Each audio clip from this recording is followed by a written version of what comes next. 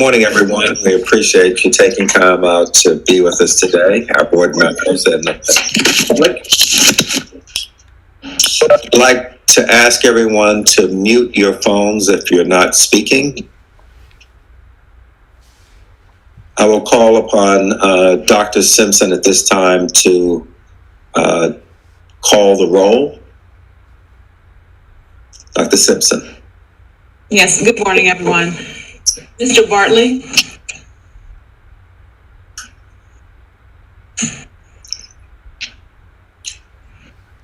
Ms. Bates. Present. Mr. DeShiel. Present. Dr. Getty. Present. Dr. Green. Ms. Halley.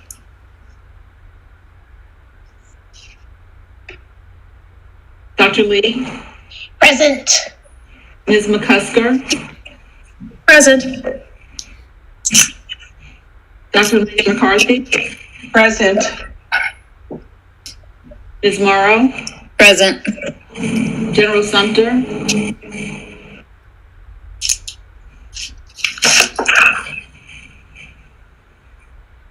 Dr. Wilson. Present. Mr. Wu. Present. Good morning. Good morning. Mr. Crawford. Present. Good morning. Dr. Salmon. Present. Good morning. Good morning. The roll call is complete. Thank you very much, Mr. Simpson. I want to again welcome the board. Ask everyone to again mute your phones if you're not speaking. And again, want to welcome the board, the staff, and members of the public for today's meeting. Today's meeting will be conducted virtually, and the state board members will be participating both by audio and video. Are you hearing feedback? Does that speak? Okay, maybe not. It's okay, good. The public can access the meeting through the town hall streams and through the YouTube streaming. Both options can be accessed from the state board's meeting website. The meeting agenda and the materials are also posted there. The archive video will be posted to the website. Only board members and staff will be able to speak. Board members are asked to hold their questions and comments until the end of each presentation. Board members and staff should identify themselves when speaking. Dr. Salmon will respond to each question, or she will have an appropriate staff member do so. I will ask Dr. Simpson to take the roll call vote on any action item, and Mr. Schoen will ratify any vote. Again, thank you so much, everyone, for joining. We're excited. We have, as a guest this morning, Mr. Robert Hall, President and CEO of the National Association of State School Boards and of Education. And want to just thank Robert and his organization. They have been wonderful. We've reached out to them several times for information and have found them to be a great source of information and another way to sort of get a sense of what's going on around the country. Well, today what we've asked Robert to do is to share with us leading practices in terms of what state boards have been doing in terms of setting priorities. Have they set priorities? Have these priorities resulted in anything, any significant improvement in student outcomes? And then how did they do it? What was it that they did that was useful? We're going to talk about priorities for our board afterwards. But at this time, I'd like to turn it over to Robert at this time to make your presentation. And we again, thank you again for being with us. Good morning, and thank you, Ms. Crawford, for that kind introduction. Really do appreciate the opportunity to be with you today. It's been some time since I've had the opportunity to speak with the full Maryland State Board of Education. I've spoken with many of you individually, but we usually try to make it physically to a state board of education every 4 or 5 years. But in this virtual world we're living in, I've been able to get to a lot of state board meetings this year, as opposed to living by boarding pass. I'm living via Zoom. So thank you for the opportunity to be here, and we do appreciate your continued membership and your continued involvement in NASB. And as your chair just said, that what I'd like to talk with you about this morning for maybe 35 minutes is state boards leading. And the operative word there is leading, is how state boards can affect lasting change and sustain growth over time. And that is the role of the State Board of Education. And we're going to tackle that, as I said, during the next 30 minutes or so, by looking at maybe 5 key objectives. And my objectives with my time with you today is to explore the role of state boards of education in terms of the greater policy landscape. What is the role? Where does the state board fit into that movement? To examine the role of individual board members on a state board. What is the role of each of you as you're sitting here as a governing body? And then we want to identify the levers of influence that state boards of education have to establish and support an aggressive, results-driven policy agenda, which is the key question I think that you're after this morning, is how can and how have state boards of education supported an aggressive, results-driven policy agenda. Then fourthly, we want to explore the state board's process for implementing and sustaining that agenda. And then lastly, to examine how a state board can hold itself accountable for progress toward those goals.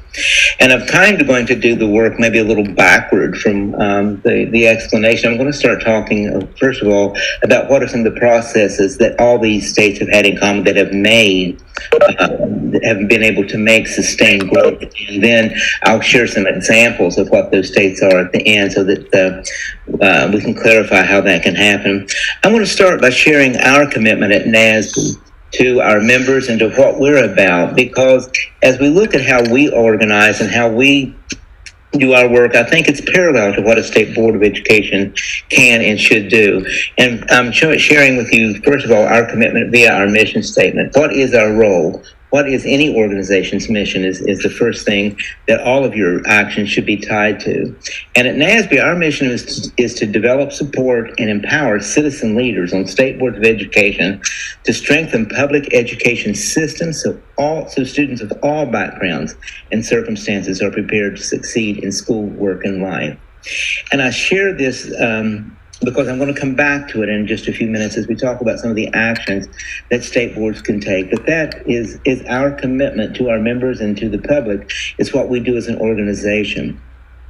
Then we further define that in terms of what is our commitment to equity.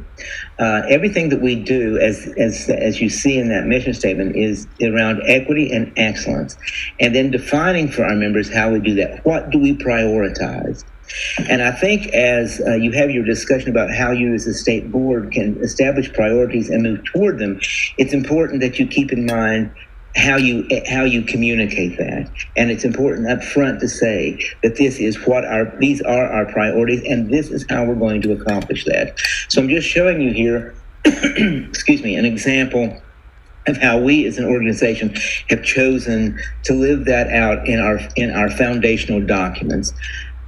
Because in addition to a mission statement, we consider these our foundational documents. This is what we believe, and these are the actions that we're taking to drive a results-oriented agenda. And then some definitions need to be placed. As we integrate that equity and excellence in everything we do, how do we define an equitable education? How do we define diversity? How do we define inclusion? It's important up front for any organization as they establish their mission and their priorities, which is what you're about to do, is to be able to accurately define what it is you're talking about so that we have everyone on the same page and everyone understands clearly and precisely what it is we're talking about. So I just share those foundational documents with you as to how we have chosen to approach that. Now, I'd like to share with you just very, very briefly that as the board operates, what is your leadership voice? I said in the opening statement there about on the first slide that this was all about leadership, but it's about joint leadership and individual leadership.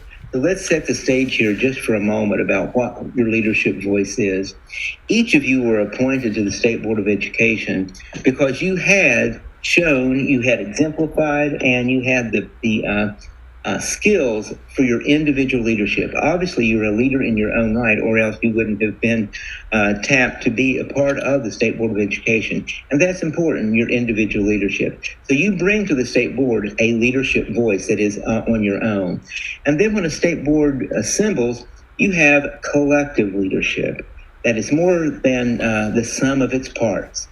So if instead of 10 members on the State Board of Education, you multiply that, and again, it is greater than the sum of its parts. But what does collective leadership mean? As you move from individual leadership to collective leadership, does that mean then that, as this graphic exemplifies, you now have 5 individual leaders?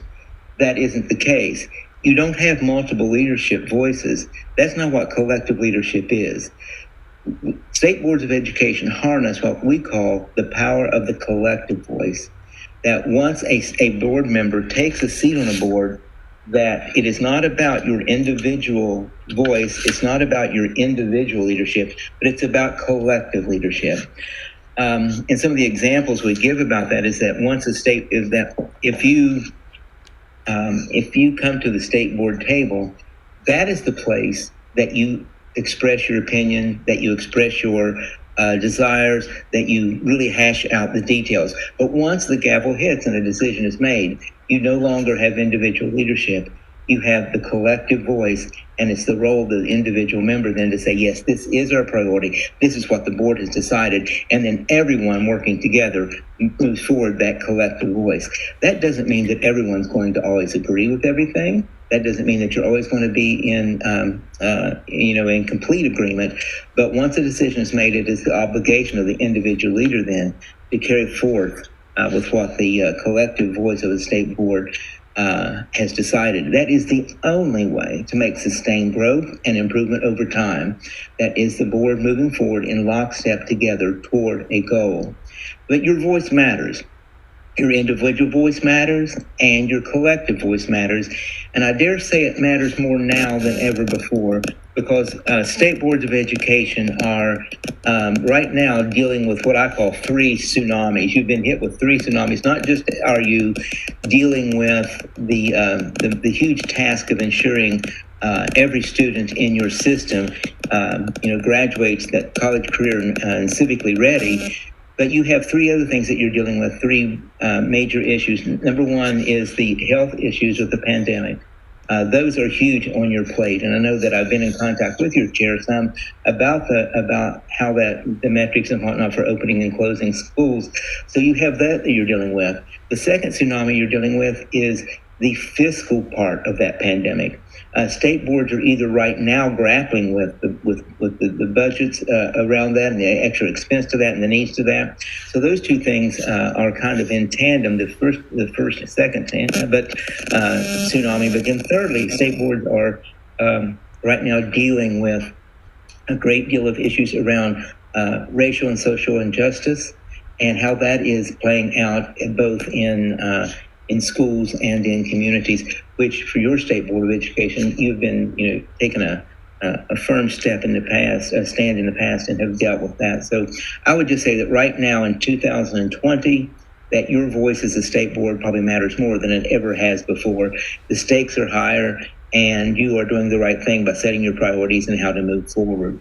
So moving quickly on in our time, if we talk about leading for lasting change, which is exactly what you've asked me to talk about, I would say there are 16 points to keep in mind. Some of them very closely related to each other, but I will point out briefly what those 16 points are, and then I'll talk about how some states have used these 16 points to move forward their agenda. And I think these are levers that you need to look at today as you're talking about your priorities.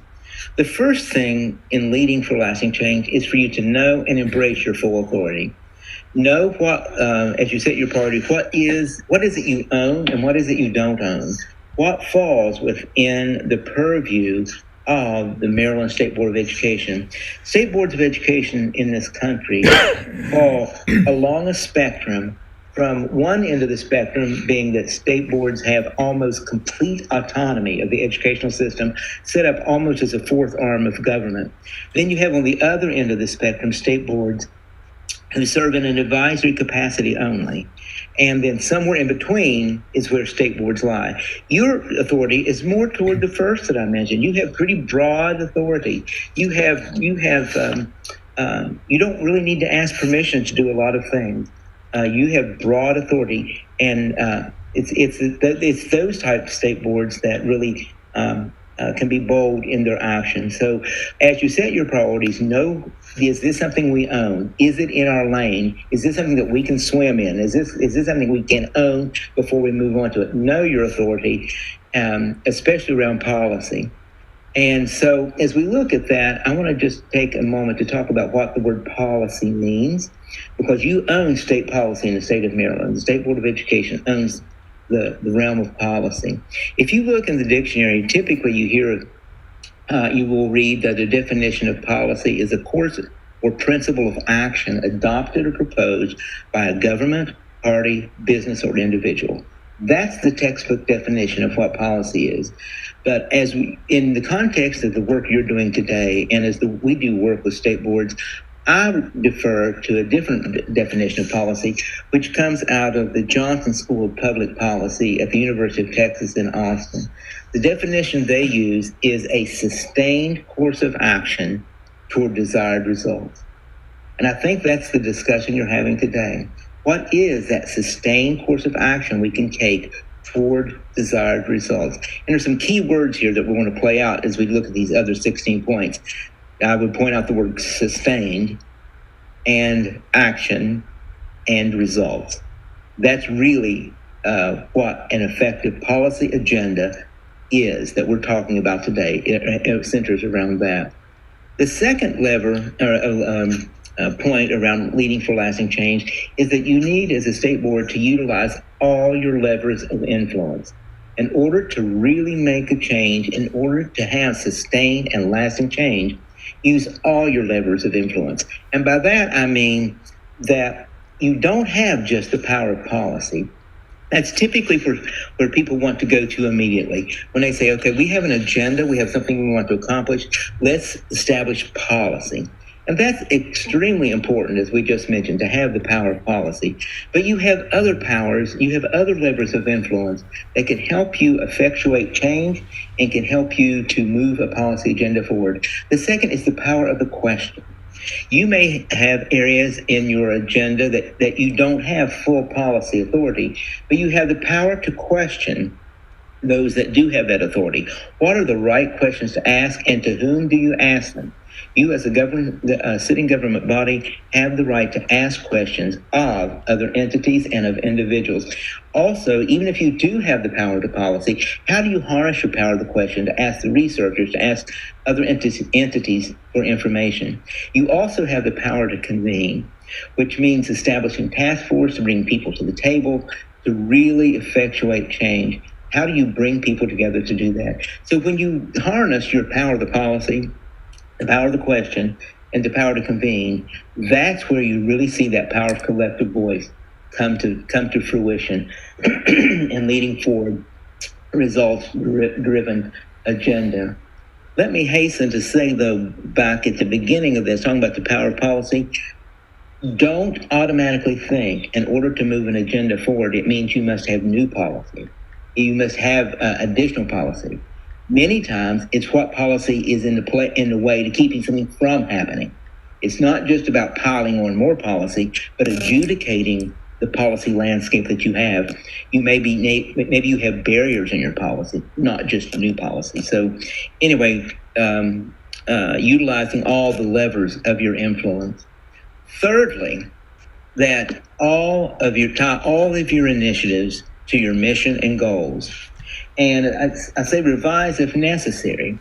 What I mean by that is, before you establish your priorities and what it is you really want to effectuate change about. Make sure that it does tie to your mission and goals. If not, you may need to revise your mission or your goals, because if you cannot live your mission and your goals through your priorities, then you have a disconnect, and it's going to be disingenuous, and that's not good corporate leadership. So tie all initiatives to your mission and your goals, and then revise if you need to. The fourth point about leading for lasting change is to understand fully the problem you're trying to solve.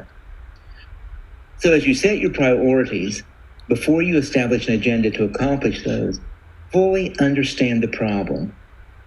Where we see state boards of education, not just boards of education, but any corporate body, sometimes getting into, they get mired, they get bogged down because they really don't understand the problem. It's not just, oh, let's solve this problem. We know this much about it. Now let's move forward. Take the time to fully understand it so that your solution matches your understanding. You cannot solve a problem that you do not understand. Much like mathematical understanding, that's our mathematical standards teach our students to understand the concepts behind. It's not just an algorithm, but it's understanding the mathematical process. The same is true in policy. Understand the problem and understand how public policy can effectuate that. And then the fifth point for leading for lasting change that we see effective state boards being able to, when they're able to move the needle, is they base all decisions and discussions on relevant evidence. It's about the data and the research. What do the data tell us? What does the research tell us? And you watch as much as I do the public discourse going on in our country the last year or so, where data seems to have not to be relegated to the back seat. And that's not a political statement. It's just in all of our society that people don't automatically now go to data and go to research, that opinions matter more than data and research. But all of your decisions as you move forward needs to be based on the relevant evidence that you can find. I'll go back always to a quote by the famous Dr. Deming, continuous improvement. He said, "In God we trust, all others bring data." So data are important. And these are just some real quick reasons why data and evidence matter. Why is it that you need to be evidence-driven? First of all, data can help identify the real problems that need attention. You may look at, let's say that one of your priorities is closing a particular achievement gap of students. If it be mathematics, if it be reading, if it be with certain groups. Let's say that's one of your priorities. The data can tell you where the real problems are and what needs attention. It helps you to narrow down. It helps you to drill down, to do that understanding. The second reason why evidence and data matters is that state boards can use it to weigh and compare various solutions to identified problems. There's not always just one right answer.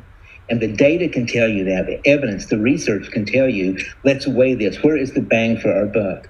That you can't afford to waste time trying this, or, as they say, hope is not a strategy. Know what the evidence is that this solution matters. The third reason why evidence and data matter is that that can help you build consensus among people with different political views. As with any governing body, you have people that sit on your board that have different views, and that's the way it should be. But the data is what drives you to consensus, that you can agree on the data, and therefore helps you to drive toward consensus. But a little side note here, that state boards of education, in my opinion, are one of the last bastions of good public discourse in the country. Almost every state board of education member checks their political ticket at the table, and you can't tell where that is. It also helps you build political consensus with those outside of your body, outside of your board, as you're dealing with the public, as you're dealing with legislators, governors, other entities. And then another reason that data matter is that data, rather than opinion and conjecture, lead to more informed policy decisions. Yes, opinions matter and conjecture matters, but it is the data that leads to informed policy decisions. It's not what you think, not what you hope, not what you wish, but what did the data tell us? And lastly, data and evidence matters because it helps to justify your decision to both the legislature, the news media, general public, to your stakeholders, to everyone. Data and evidence can help you to justify what you're doing. Before you start a journey of major reform or major priorities, you know that in some point that needs to be justified as to why you have chosen it. I mentioned earlier that you had the power to question and you had the power to convene. This, in terms of data, this is one of the places that shows up pretty quickly. For instance, the power of the question. You as the state board should ask, what data do we have on that topic? What are the caveats around that? What evidence is there that policy will be successful? Are there different outcomes for different contexts, for different circumstances? So that's where you have the power of the question around data. You also have the power to convene around data, bring together researchers and practitioners to help understand the data, learn the context of the data. And then it's not just data, but it's research. Base your priorities and your actions upon the research. And there are three key things that you need to ask and find out, again, about the research. You need to look at the objectivity. Is there pre-existing bias or whatnot? And has that been acknowledged up front? What is the study design of this research? Is it large enough for some broad conclusions to be applicable? And what are the results? Are they convincing? And I've thrown in there a Sherlock Holmes quote that says, "It is a capital mistake to theorize before one has data." So just data and research matter. Moving quickly on now, the rest of these are going to move rather quickly. I don't have additional slides for them, but I thought it was important to delve into those few issues there at the beginning. Number 6 on our list of mechanisms to lead for lasting change is to build internal consensus on your board. That's what boards that have made changes and have been having sustained change, that's what they did up front. They built internal consensus, but acknowledge there are differences of opinion and preferences. Acknowledge that. So that's the reason that when you set a priority, when you set an agenda, it's not about getting a 5-4 vote to get it across the line. It's about the consensus of understanding. If a narrow vote on an issue does not necessarily build the momentum and the ownership to get it done. Then nextly, involve all stakeholders in the process, not just the product. This is one of the greatest mistakes that any state board, local board, or any policy organization does. They wait until the decision is made, they wait until they have something to roll out, and then they talk to their stakeholders. Stakeholders need to be involved in the process, not just the product. And as in anything, process is key. Who do you have at the table? Some of these states that I'm going to share with you, the examples of their lasting change, this is one of the key things they did, is from the very beginning, have everyone involved in the process at the table. Does it take longer? Yes. Is it messy? Yes. But it pays off in spades at the end. That you people cannot support and cannot own what they have not been involved in developing. And that's just true of all stakeholders, teachers, parents, and others. And the 8th point for leading for lasting change is to elicit partners from all levels of the policy landscape. Know and acknowledge who all those players are, if it's legislatures, if it's district administrators, if it's teachers, if it's principals, whomever. And the way to paraphrase number 8 is make your friends before you need them. Know who the players are and involve them from the very beginning. So it's important to make your friends before you need them. Moving on is that once you establish a prioritized list of what you want to accomplish, or these are our top priorities, it's important to be able to articulate a well-defined theory of action. And at the beginning, I shared NASB's mission statement, and I shared our foundational statements. This is what that looks like when we turn that into a theory of action. A theory of action says that if we do this, if we do certain things using certain methods, then this is what we're going to get. So it's important for the State Board of Education to have a theory of action. Our theory of action says that if NASB develops, supports, and empowers our member boards to strengthen public education systems by doing those things, recruiting, retaining, and engaging board members, by building their knowledge and elevating the roles, by using a trusted, knowledgeable, and expert staff, and by focusing on equity and excellence and efficient internal operations, then we will have students of all backgrounds and circumstances prepared to succeed in schoolwork and life. So it's an if we do this by these methods, then this is what we want to get. It's important that as you establish an agenda for change, that you have a theory of action, that you start with your end result and how are you going to get there and be able to articulate that. And then you don't just have a theory of action, it becomes your action itself. It's your action plan. So all state boards that have made a sustained change have been able to articulate not just what it is, but how we're going to do that. Number 10 on leading for lasting change is to align your resources and supports to the identified results. Where I've seen state boards make huge mistakes is to say, these are our priorities, this is what we're going to do. Now, let's make a decision about resources. Let's make a decision about supports that are opposite of what you've said. That all of your resources and your supports have to be aligned to the result you want. So that's not, when I say resources and support, I'm not just talking about finance. I'm talking about resources such as your personnel, your time, how you're going to, as a state board, spend time on this. So it's all resources, not just money. It is human resources. It's everything. And probably one of the most key things is to stay the course. Make a long-term commitment to this improvement. There are no silver bullets. There are no easy answers. You have to stay the course. I used to lead a state agency, a state Department of Education, as a deputy superintendent, and I would say to the staff in the state many times, we cannot get traction, but we can sure get whiplash. So that's that a priority is just that. It's something to keep focused on over time. Make a commitment that this is where you're going to be. And if you look at some key states that have had high performance over a period of time or made changes over time, this is what they have done. They have stayed the course. I can name several states. You look at Massachusetts, you look at Kentucky, you look at Delaware, you look at Tennessee.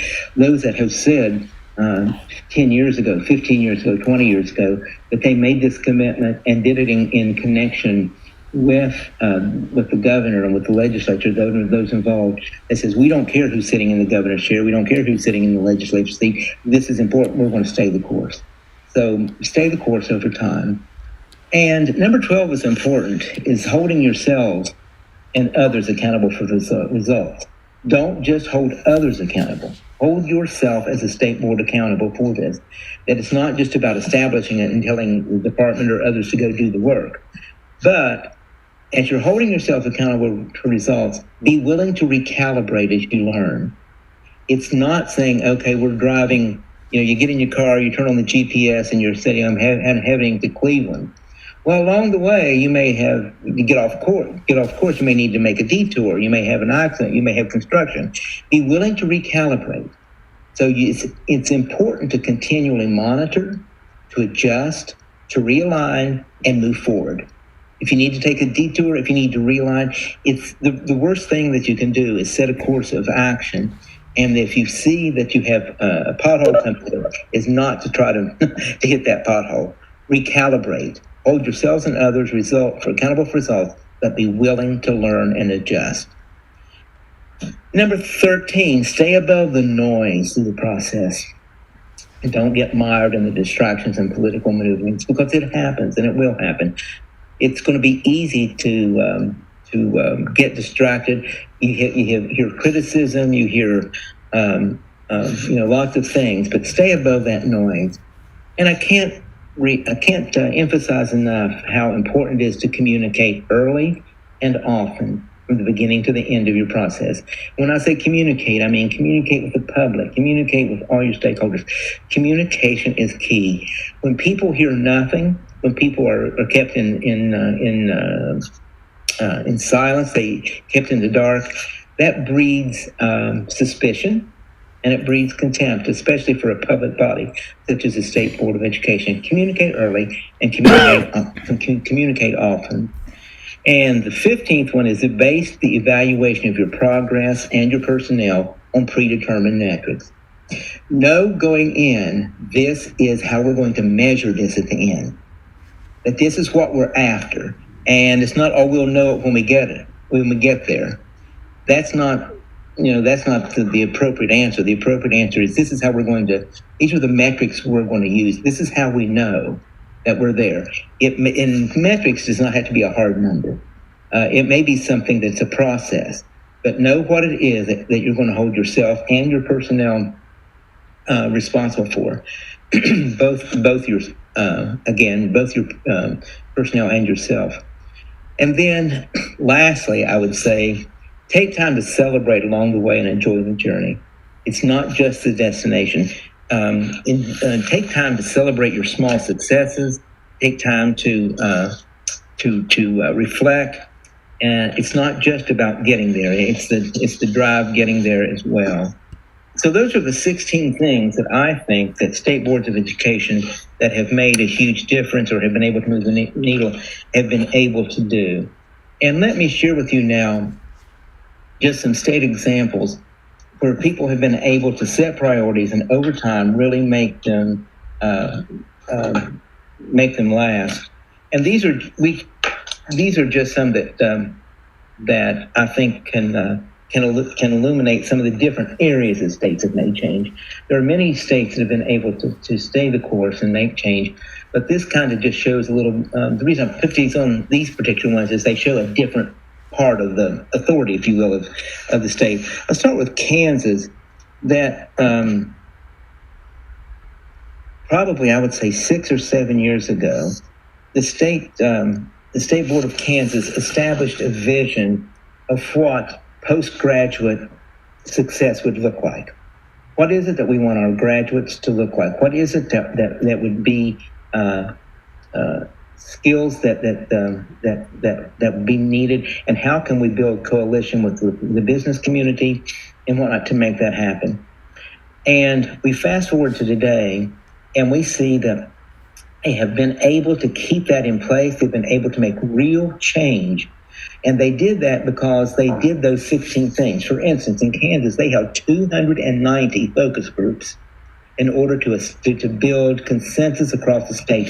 They went into every corner of the state and they asked the constituents, they asked the businesses, they asked the public, what is it that you think that Kansas ought to know, understand, and be able to do when they graduate high school? They took all of that and they came up with what's called Kansas Can. Kansans Can. And that now shows up in policy. It shows up in legislation. It shows up in schools, and they have stayed the course. And because they continue to advocate for that vision, they have been able to show real results. Just mainly show that one because of the commitment of public input. Now, the state of Utah has been a real leader in being instrumental in proposing and building legislative and stakeholder support for a new approach to digital learning that looked beyond device acquisition. It wasn't about buying computers, but it focused on effective delivery of instruction using educational technology. And this project began with a state task force to develop a master plan and led to a statewide grant program to build district and educator capacity to deliver online learning. Nearly all Utah districts have since joined the cohort to receive these grants, and the early adapters were better able to weather this year's shift to virtual learning and their students, according to a state technology specialist. So I share this result because the first one in Kansas was more about outcomes for students. This is more about process. And also it was about how they approached it. They approached it with the statewide task force.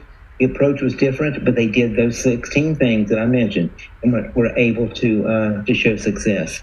I'll just glean over the next one, which is California, that they were able to begin in 2013 with their implementation of the next generation science standards. They were able to make huge changes in that, and it was mainly through the collaboration with the community of practice. So they used a different model for that.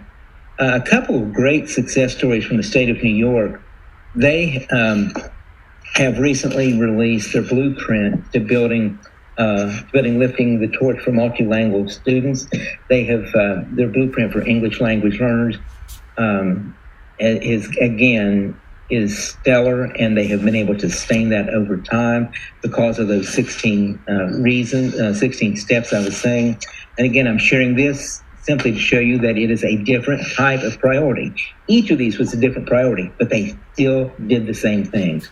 And then again for New York, they recently in 2016, it took them several years to do it, but a task force, they're the first state in the country to pass legislation requiring that mental health education be taught to the state's elementary, middle, and high school students. But I guess the most far-reaching example I would share is the state of Mississippi. And if those of you may have been some of you that were at our annual conference last fall, we did a panel with them that we had the chairman of the Senate, we had the governor's office, we had the State Board of Education, and the state chief talk about how they were able to have the multifaceted system for improvement. They are the only state that during the last NAEP assessment showed gains in every single issue, in every single area. They showed growth, student growth, and closing achievement gaps in every single area. And they did that. They started, nearly 10 years ago now, with the hiring of a new state superintendent, and working with the superintendent, the legislature, the governor, building statewide commitment to this is what we're going to do. We're going to do it through early learning. We're going to do it through teacher training and staying the course over time. And what we helped them, I did a workshop with, more than a workshop, a long-term commitment with them at the beginning in developing those goals, developing these priorities, and then doing an annual evaluation of the state superintendent and themselves based upon those metrics. And each year, recalibrating that so that they were holding themselves accountable. And for this year, they really showed the results of that because they were able to show improvement. And it's not just on the NAEP; it's all the way across. And they've done that by every month when they meet, their agenda is geared exactly around those priorities, and they're geared to every one of every item on the agenda goes back to that priority. If it doesn't tie into the strategic plan, if it doesn't tie into what they want to accomplish, it goes to the consent agenda. They really have made that commitment. So I share these examples simply because they're very different. Some around student outcomes, some around processes, some around standards. So that there are examples where a state can lead and lead effectively by doing those 16 things that I mentioned. So really, this is the end of my formal presentation. I would just say at the end that we have some things coming up that you might be interested in. That we have our new member training coming up October 20th, and then our annual conference the 21st through the 23rd of October that will be virtual, and some of the folks that we're going to have talk. So I will stop sharing my screen at this point, and Chairman Crawford, if you have questions, I'll be happy to, let me see, share. Stop sharing, here it is. There we go. Excellent presentation. Let me thank you, Mr. Hall, but let me now just open it up to members of the board. Comments, questions? Dr. McCarthy. Good morning. Thank you for the presentation. So I'm going to go back to what you said is let data drive your decisions and your actions. So when you put that list of states up that have used that formula to drive their actions, I'm very curious about the exact data that shows that, I think it was New York you said, showed actual progress. because I think the initiatives have been good, but sometimes it's not always easy to drill down to the district level to ensure that all of the things and priorities and policies that the state level is doing gets enacted and implemented at the state level and at the district level in every school building. So I would be very curious as a board member to learn from A, exactly what is that success, and B, how did it happen and how did it get drilled down to the school building, to the child? Mm-hmm. In terms of, again, that's going to depend on what your priorities are and what your focus is, because the data are different from each area, each of these areas. Some of them are input data, some of them are output data. Some of them around student achievement. For instance, the Mississippi one and the Kansas one is built around student achievement data. That data you have down to the very student level. Others of them are more process data in terms of the digital learning and whatnot in Utah. That data is indeed more process oriented.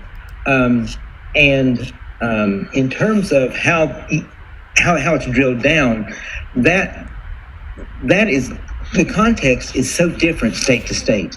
No two states are exactly the same in terms of authority, in terms of what you have authority over to require of districts, to require schools.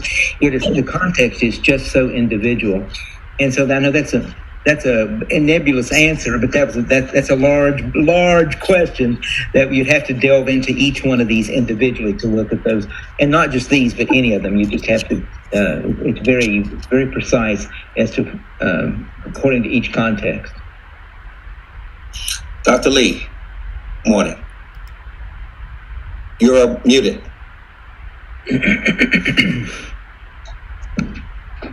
Thank you very much, Stephen. That was a very, Robert, that was a really helpful presentation.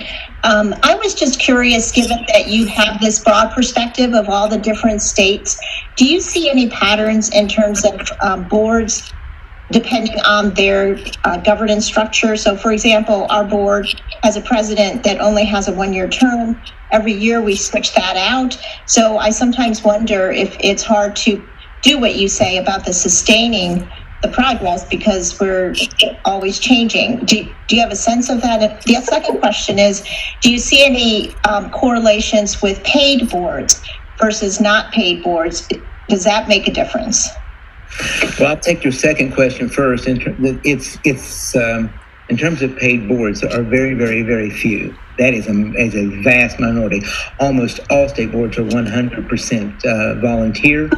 It's rare for a state board. I can get you that data, but there are only just 3 or 4 boards that there is compensation for. So that would answer this. I don't know that there's any distinct difference because it's almost impossible to compare when you only have a few that get paid. Most of the compensation is simply reimbursement for your travel, not a salary. There are 1 or 2 states that you don't get a salary, but you get health insurance. There are a couple states that you get a daily stipend, but it's a rare occurrence. Mostly it is public service of the free kind. They say one of the greatest lies in the world is when the governor calls and says, "We'd like you on the state board." It's only 2 hours a month.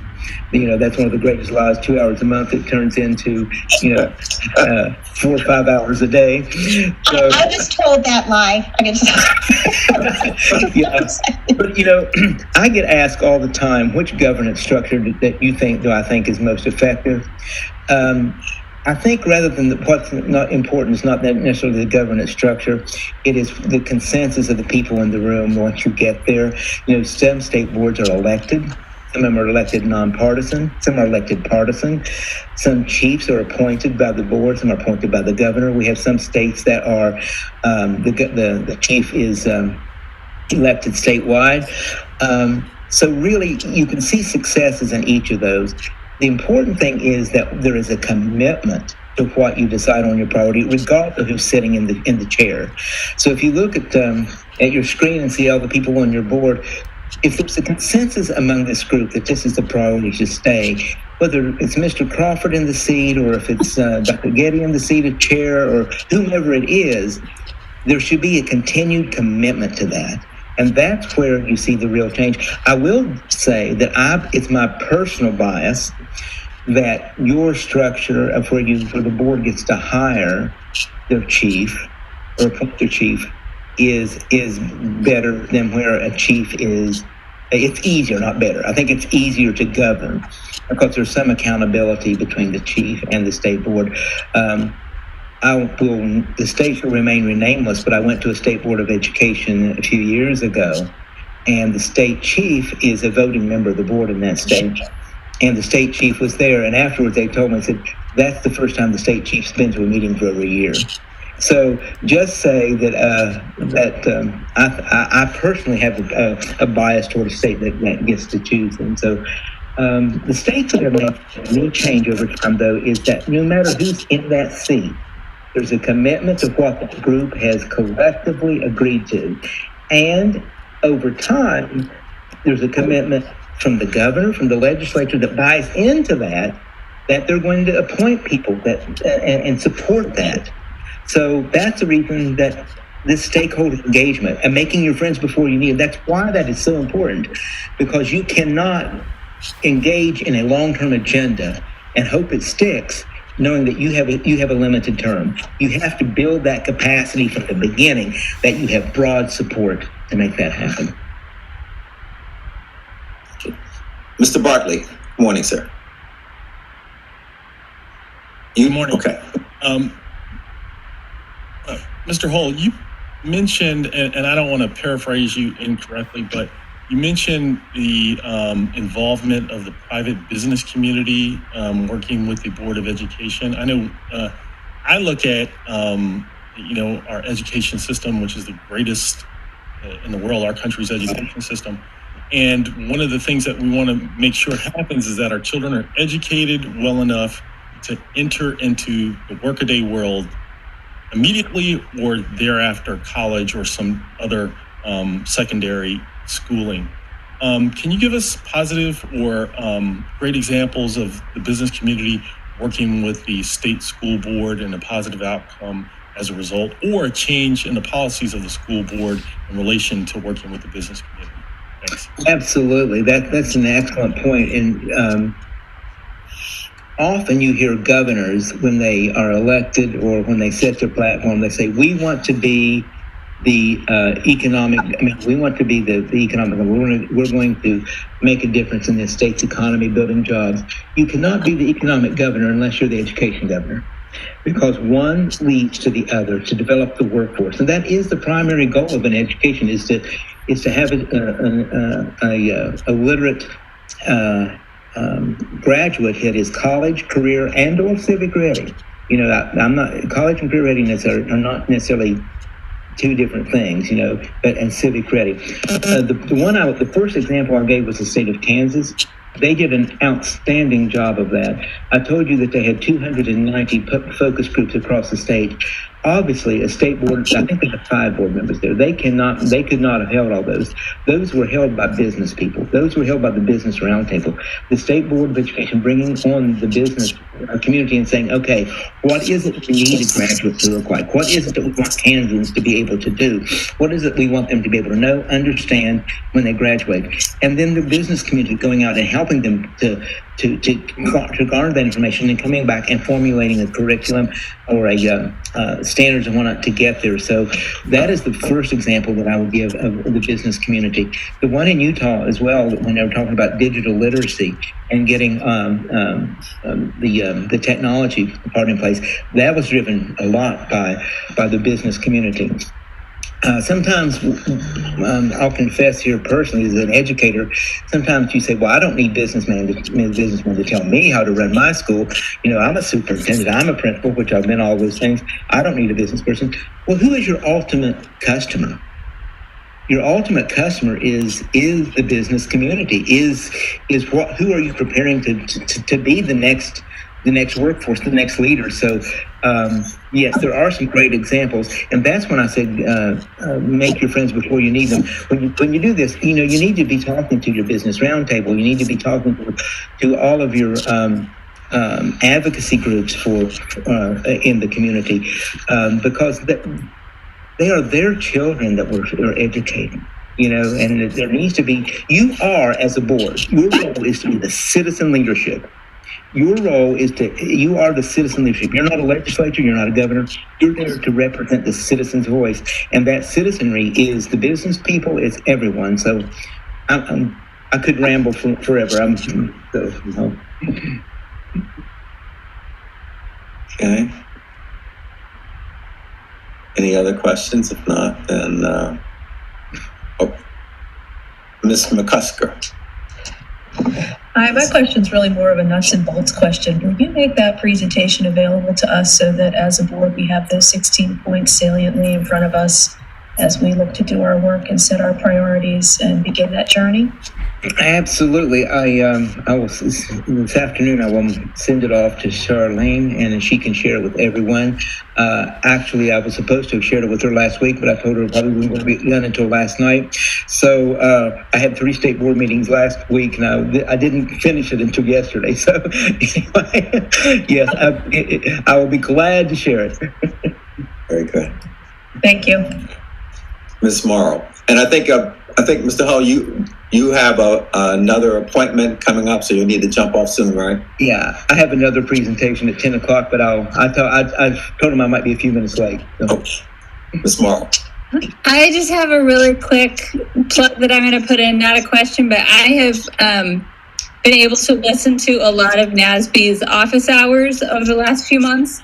And I just want to say, especially as a new board member this year, that information has been really helpful. So I just want to put that plug out there. I don't know how many other board members have been able to see those from Charlene when we get the emails. So I appreciate that. Thank you. We really appreciate the office hours. That's something that we did weekly, and now we've moved it to a little less frequently because it gives board members an opportunity to interact with those across the country. So we appreciate your participation away. Excellent. Okay. All right. Again, thank you so very much, Mr. Hall. We appreciate that. You've given us a lot to think about. So it is doable. You can actually make change. You can indeed. And if you need further assistance, if you need policy help, if you need anything, we're here to help you. Our job is to make you successful. Thank you much. We appreciate that, sir. Thank you. Thank you. Take care. Thank you. Well, I think this is a great way to introduce what we want to do now, is talk about some proposed goals, priorities for the current school year. And just want to preface it by saying, longer term, we need to have a strategic plan, and we need to make sure, go back and in that process, revisit our mission and vision. And then as we do it, to have that theory of action. But probably at this particular point, it's probably best to wait on a strategic plan until we select a new superintendent next summer. So that person has an opportunity to come in and have ideas and be able to weigh in and be part of that formulation. But rather than not do anything, we've been talking internally about setting proposed priorities. So I'm going to try presenting this. I've not done it in WebEx. Let me see here. Okay. Let's see. Can you see that? Great. Okay. And our objectives was really to drive the direction, to be able to provide direction for ourselves and for the department, and to provide clarity. What we've heard from some of our stakeholders is, where are we going? So this would begin to answer those questions, primarily focusing on the current school year, and it provides also an opportunity for us to be able to assess ourselves. So we'll use this, I think, as an opportunity to learn and to grow and to position ourselves as we go forward. We also just want to make sure that everyone knows that we're still going to continue the work and the reporting of the different study committees that are going on. And we are going to continue to expand our outreach and stakeholder input in the education formulation and policy execution. Well, our vice president and myself, we have been trying to talk to everybody in the state. We talked to MSDE. We talked to you to get ideas. We've talked to the governor's office. We've talked to several representatives from the Maryland legislature. We've spoken to one of the teacher associations, hope to speak to the second one soon. We talked to people who were involved in education reform and some of the efforts from the Kerwin Commission. We talked to education stakeholders. We still have several more to go.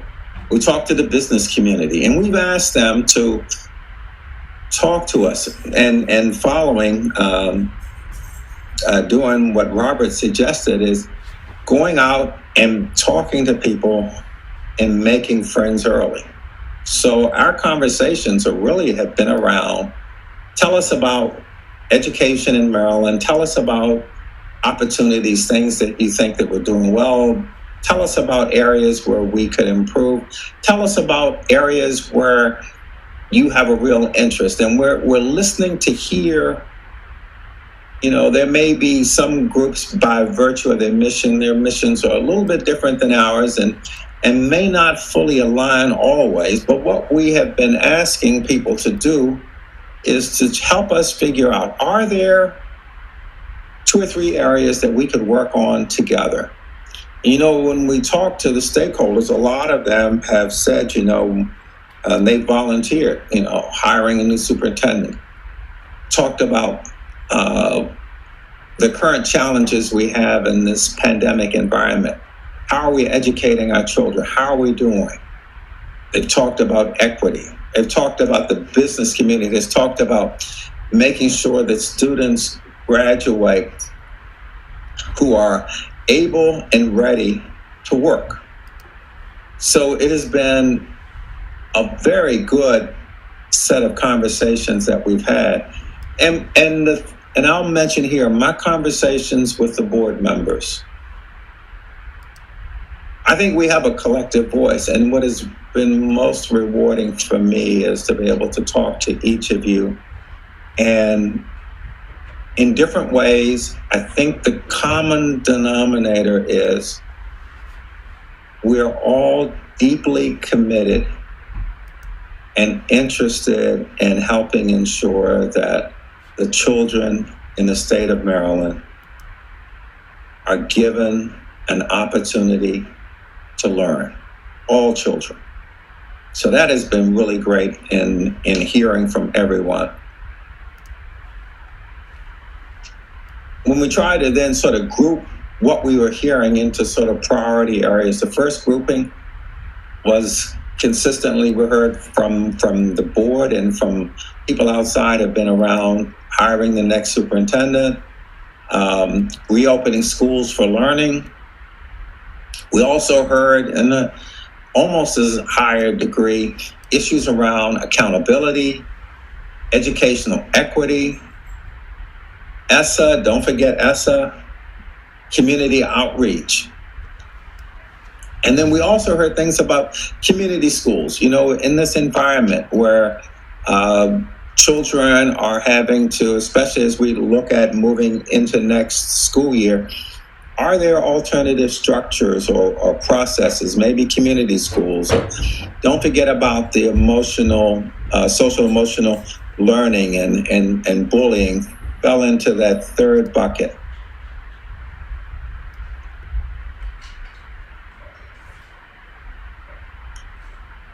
based on everything that we have heard,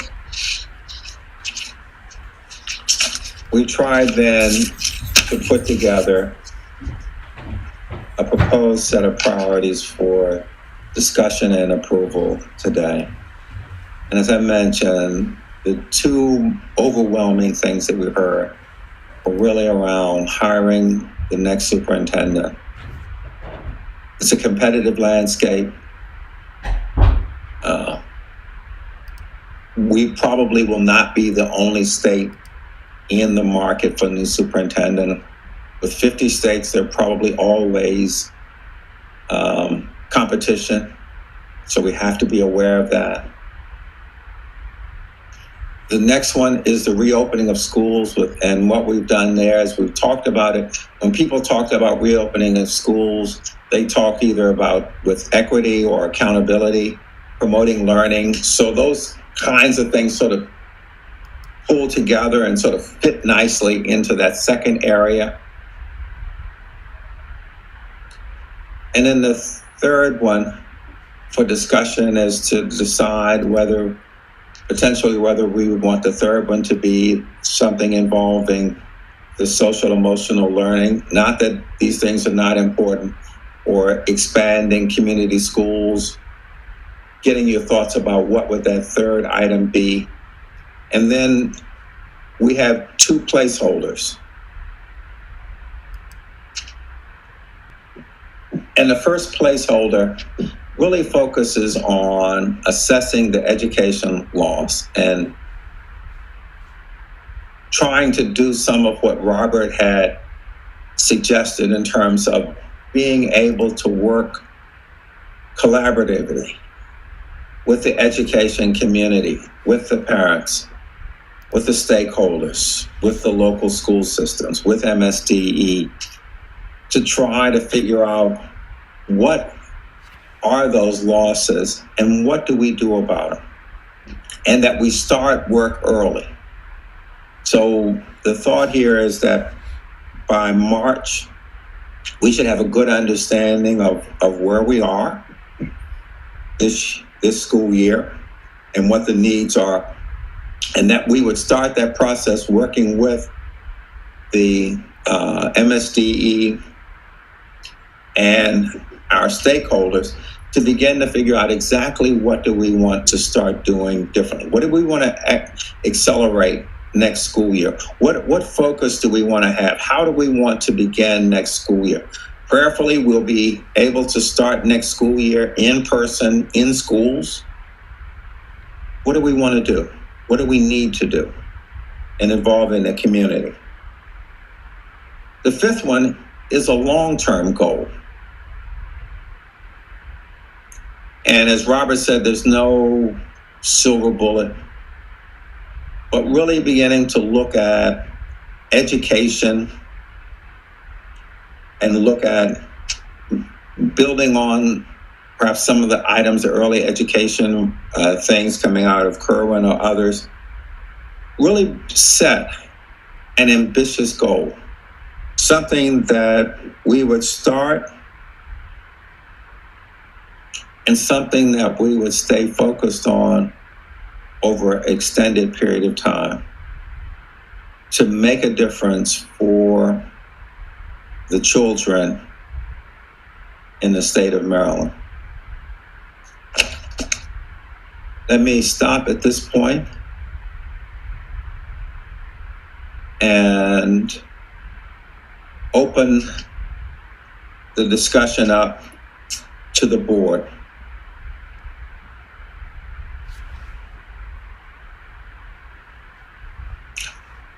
Ms. McCusker. Good morning. On the second bullet, where we talk about overseeing the reopening of schools, while I think everything that is there is important, we're missing an element of safety. When we do reopen, whether that's a hybrid or full in person, when we start to bring kids back into school, I think that we need to be advocating for that to be done safely, following health guidelines with proper things in place, and that we as a board need to say that not only should it be equitable and accountable and learning, but they're doing so safely so that they can be learning with peace of mind. Very good. Thank you. Thank you.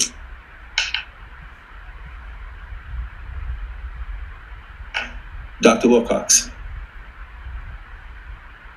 Hi, on that point, I also think there has to be effort that goes into figuring out testing and rapid testing sites so that when students do return to school and teachers, that there is, if someone starts to have symptoms, there's a clear path to rapid testing and results that come in rather quickly.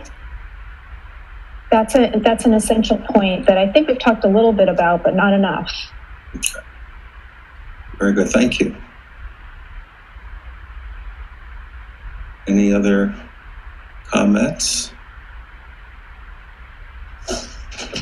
Ms. Hannah? I just wanted to add that in the earlier slides, Clarence referenced some of the committee work that's underway, and that would be an ongoing part of the board helping the agenda for the state to move forward. So I'm thinking about, we've had one on mental health before. We have Dr. Green's on the achievement gap.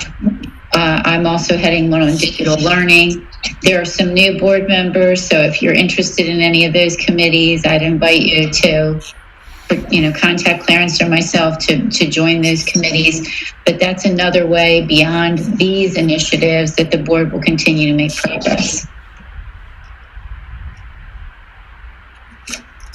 Okay. Ms. Morrow. Hi, so I just wanted to make a comment on the third one for discussion that talks about the social emotional learning or the community schools. And in some ways, I want to point out that those aren't necessarily mutually exclusive. One of the things with community schools is focusing on, that well-being, whatever those community needs are, whether that's mental health, whether that's the school-based health centers. We already saw, some expansion of community schools through the bill in 2019 in the General Assembly, and hopefully with the Blueprint for Maryland, we'll continue to see that expansion. But with the concentration of poverty, those are heavily centered in, a few counties in some ways. And I think one of my comments kind of that led to that second option was finding ways to expand that model and ensure that the local schools have more of that autonomy and flexibility to innovate, even if they aren't on that community schools list from the General Assembly. Like looking for ways, if there are things that as a state that are obstacles, to encourage schools to innovate and try alternative models, I guess, was where I was going with that. So, either way, with social emotional learning, community schools are a piece of that that's already starting at the state. So I don't want to necessarily say that it has to be an or. There is a way to work with both pieces. So just throwing that out there. Sure. Do you have a suggestion as to how you would, if you could take a minute maybe and come back to how you would merge the two concepts potentially? Oh, yeah. Okay. We'll be back to you in a minute. Ms. Haley. I just want to follow up on Ms. Morrow's comment. So having done a little bit of the site visits where we attended a really high functioning community school, I think that all schools would benefit by having those kinds of partnerships, and without regard to economic status. So I 100% agree with your comments. I don't think you necessarily need to merge those two. I think all of our schools would be stronger if we look at ways to engage the full community in helping our children to succeed.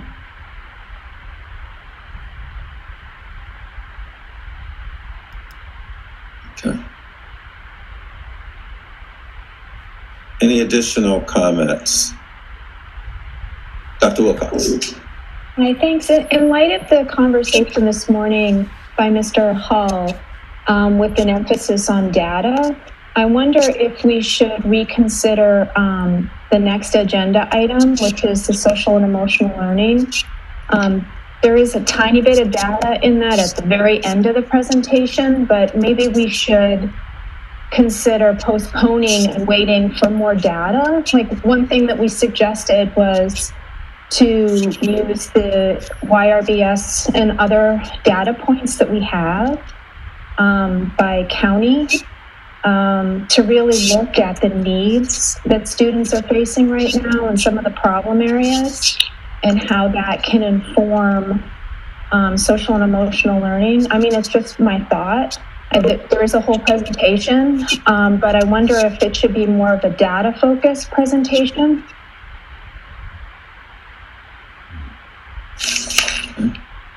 Okay.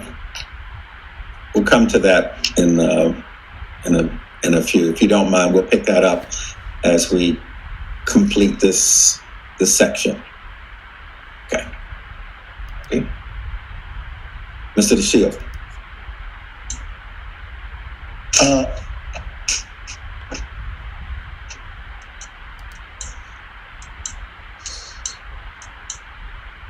Let's see. Okay, we can hear you. Oh, you can. Thank you. All right. The last priority that is mentioned as you have presented it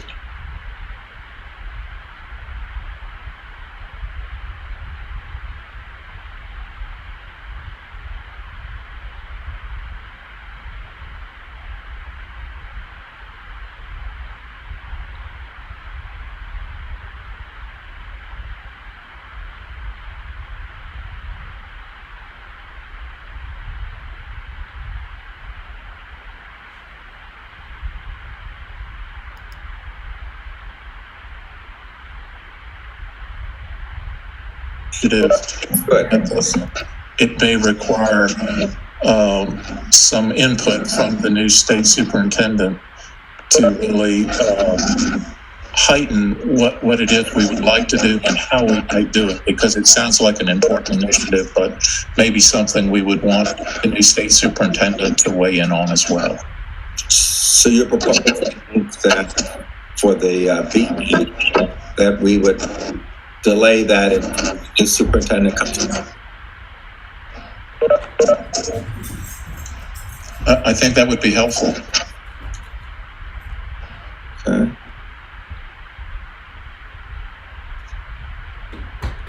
Okay. Can you just let us, I couldn't hear because of the quality of the audio. What would you propose to be delayed? Mr. DeShield, can you restate the comments that popped in? Sure. My comment was that I thought maybe the last priority was an item that was particularly significant and something that was fairly broad ranging, and that maybe it was more a longer term initiative, and that perhaps we would want to consider having the new state superintendent weigh in on that particular priority, and so that maybe we would consider delaying that one. It seems like we have quite a lot on our plate, and they're all very good and important priorities, but the last one maybe could be developed a little bit later with the help of whatever insight the new state superintendent might have. That was my only comment. Okay, thank you.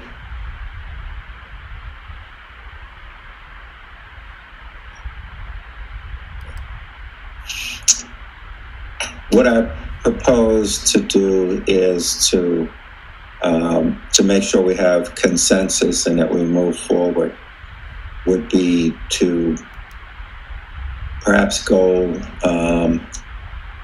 line item by line item and just call for a quick roll call vote to make sure we have a consensus on what it is that we would like to do. On the first item, which is the item there to hire the new superintendent, Dr. Simpson, can you do a quick roll call?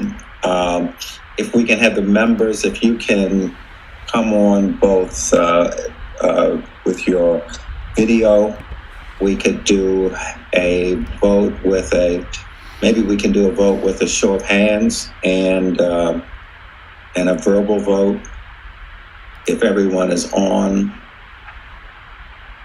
I think we have Mr. Bartley, if you can come on with your video.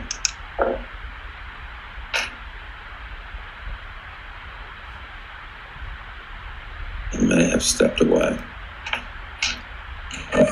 President Crawford, this is Mia. Just a question as a matter of procedure.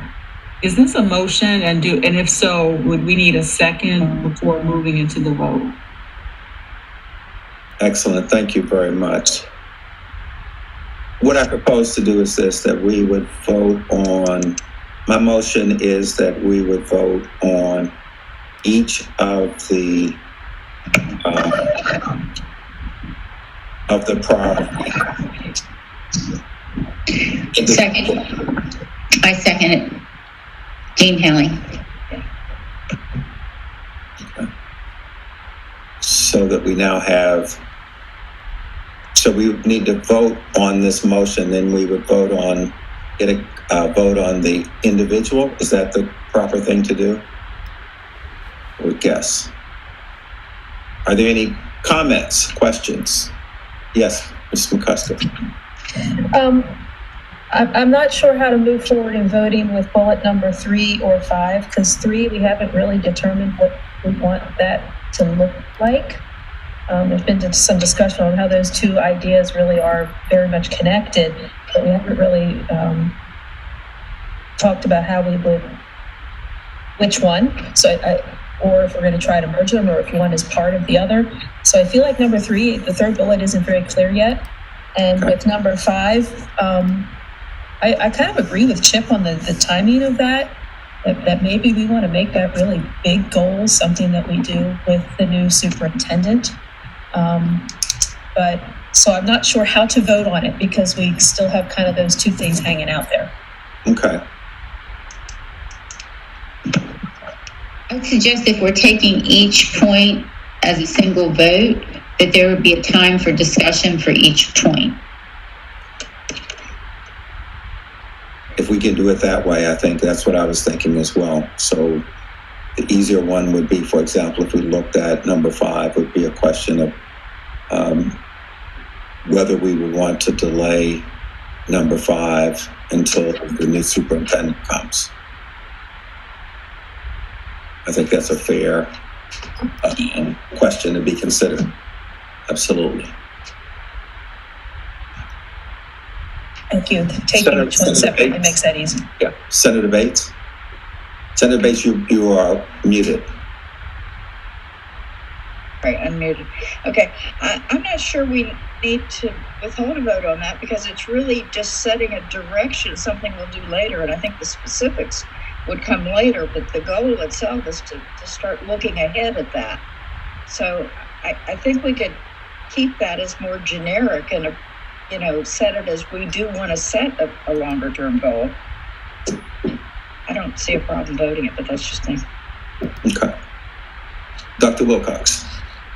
I definitely agree. I think that laying some of the foundation to making decisions later is important. And I also think during COVID, it's really important to be thinking about mental health and wellness and social and emotional learning. And so it's just such an important topic that it would be a shame to remove it altogether from one of our objectives, but maybe build up to it more planning in the future. Okay, very good. So the motion before us is that we would consider each of the priorities individually, and we'll vote on each priority individually, which will give us an opportunity to discuss each priority and make sure we have clarity exactly what it is that we're voting on. And then we would do that.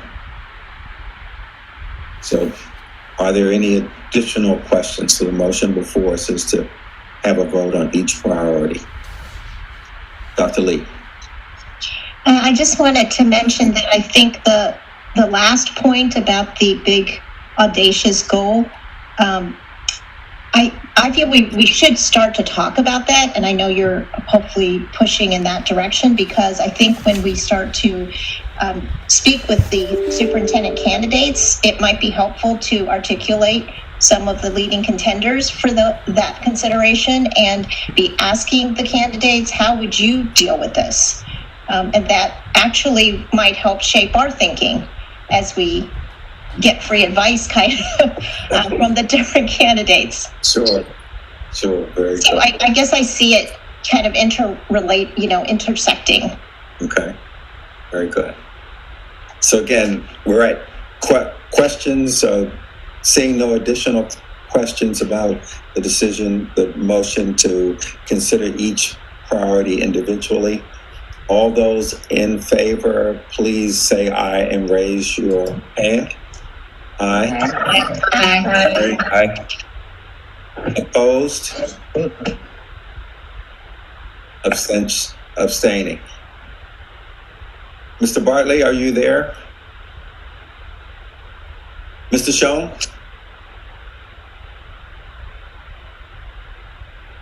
Sorry, I had to unmute. You had 12 in favor, and you have 2 absent, including Mr. Bartley and Dr. Green.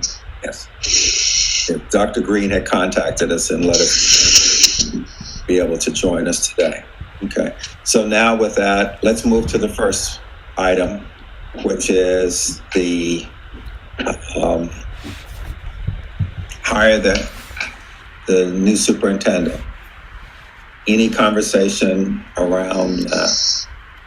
If not, the floor is open to accept a motion with respect to the first. We approve them. Gail, thanks. Seconded. Motion by debate, second by General Secretary. Discussion? Seeing no discussion, all those in favor, again, raise your hand and say aye. Aye. Aye. Opposed? Abstain. Mr. Schoen. You had 12 in favor and 2 absent. Very good. Thank you. Moving to the second item. Overseeing the reopening of schools with an emphasis on equity, accountability, and promoting learning. And there was a suggestion we add safety, following promoting safety and following the health guidelines. Mr. Wu? Motion to approve with the said amendments. Second. Any discussion? Okay, at this time, we'll call for a vote.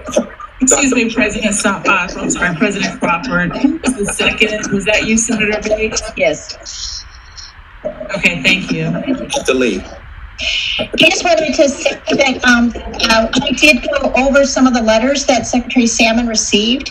And the most recent folder, there were a lot of folders and it was hard to get permission to access, but I went through all of the folders in that letter and I was really impressed by how many people are writing into Secretary Salmon because they feel like they're not being heard at the local level. And they're crying out for help in getting the schools to reopen. And the thing that was most impressive to me was a lot of those letters were personally written, because a lot of times we get volumes of letters and they're just copies of the same thing that somebody has blasted out for people to send in. But these people spent time writing 1 whole page or 2 whole page letters explaining their circumstances. And it really made me feel a lot more urgency to look at this more seriously and see if there's anything we can do to help the schools at the local level get to the point where they can somehow work out a system, because our kids are really suffering And I think they are falling behind, and it's at all levels. It's not just special ed. It's regular kids, it's gifted and talented kids who really need teacher instruction to get the higher level AP class training. And people are worried, seniors are worried, they're applying for colleges. There is not the in-person support that people need. And I think there must be ways to work it out so we could have places where teachers can be comfortable, that they can be remote, the students can at least come together if they're comfortable, and parents. I mean, there was one that I had to laugh. The person said, imagine 12 5-year-olds on Zoom. It's just crazy, right? I mean, not much learning is going on, and that message really came through if you read any of these letters. So I just wanted to reinforce the point that perhaps we need to do a little more. I don't know if it's within our mandate to be a little more forceful, because the point has been made. If you can open bars and movie theaters and shopping malls, why can't you open the schools? So I'd like to agree with Rose. In Howard County, they're opening the schools for rec and parks to do daycare. If you can open them for that, why can't we open them for learning? I'm hearing an awful lot from parents that really want that. There's a huge element of socialization that is key to students learning, and the total isolation just doesn't work. We're social beings and they help each other, and I think that trying to do it on Zoom, I know kids are more technologically astute than I am. You can tell the way I do these meetings, I'm not that great at it, but I understand, and I'm a social being too. It's driving me crazy that I'm not around people all the time. But they learn from each other. It isn't just the teacher-student. They learn in concert with each other. So I think we need to try to get it open as soon as we can, obviously safely. We don't want big problems, but I'm hearing an awful lot of that from parents. So I think we do need to do this reopening as soon as we can to accommodate the needs of parents who need to go to work, as well as the students who need to learn from each other. Thank you. Mr. Bartley. You're muted. We cannot hear you.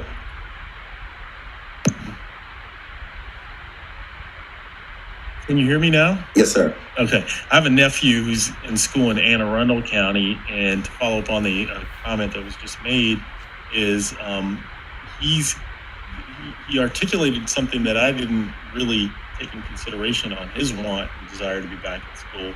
And he said that Zoom is okay. He goes, but we can't talk at the same time. And I said, what do you mean you can't talk at the same time? The teacher doesn't want you to talk at the same time. He goes, well, that's not true. And he's in the 6th or 7th grade. He goes, when I don't know the answer or how to describe something, my classmate can help me describe it, and I can continue to talk and learn. And he was pointing out that the collective group sometimes needs to be able to share information and talk at the same time in order to learn.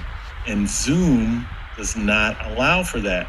And there's no nonverbal cues where he can search for help from his classmates, or his classmates could interject by giving a nonverbal cue where he allows them to talk. So there's a lot lost in just being at home, being on Zoom.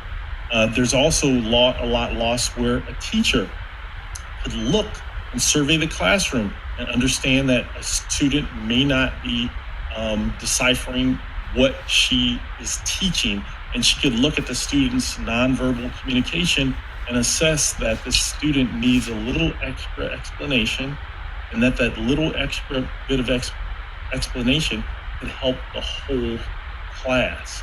And so, although Zoom is effective in linear communication, it's not effective in group communication and picking up nonverbal responses, nonverbal cues, and students contributing and sharing information, or explaining, how another student could be deciphering the information, or explaining how the teacher is instructing or communicating that information. And my undergraduate degree is in communications, and albeit I'm a lawyer now, lawyering and learning is all about communications. And if students are not in that communal social environment, I know for a fact that their learning is being frustrated. At the end of the day, our focus is the student, and I understand the concerns about teachers and the immunity of students being higher than the teachers, and teachers' immunities being low. At the end of the day, but for students, there would be no teachers.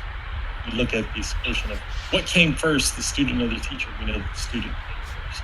We need to prioritize our students first and look at our students first and make sure that they're not falling behind and that we're pushing forward to find a way to get back to school.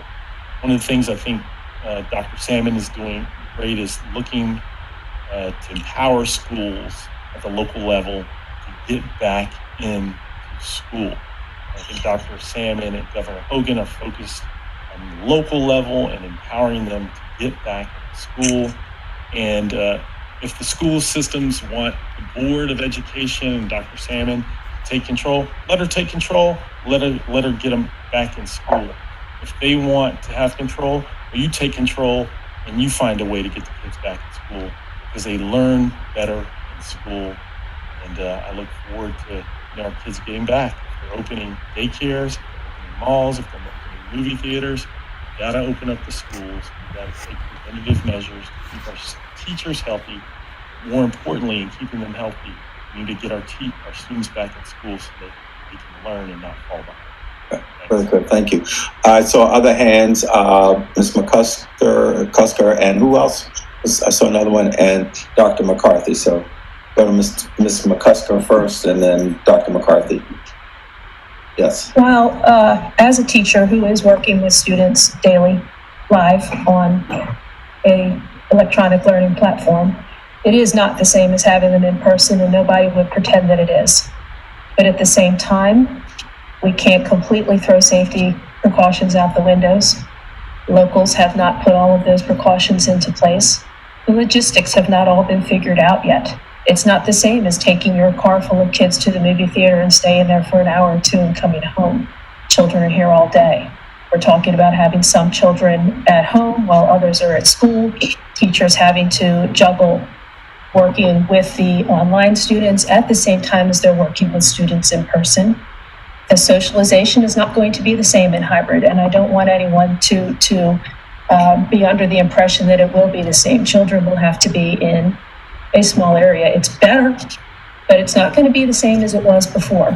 I don't think we can ignore the social, and I don't think we can ignore the logistics and that have to happen to make this work, because what we're seeing in the buildings as we try to make it work on the building level is that this is a really, really complex puzzle.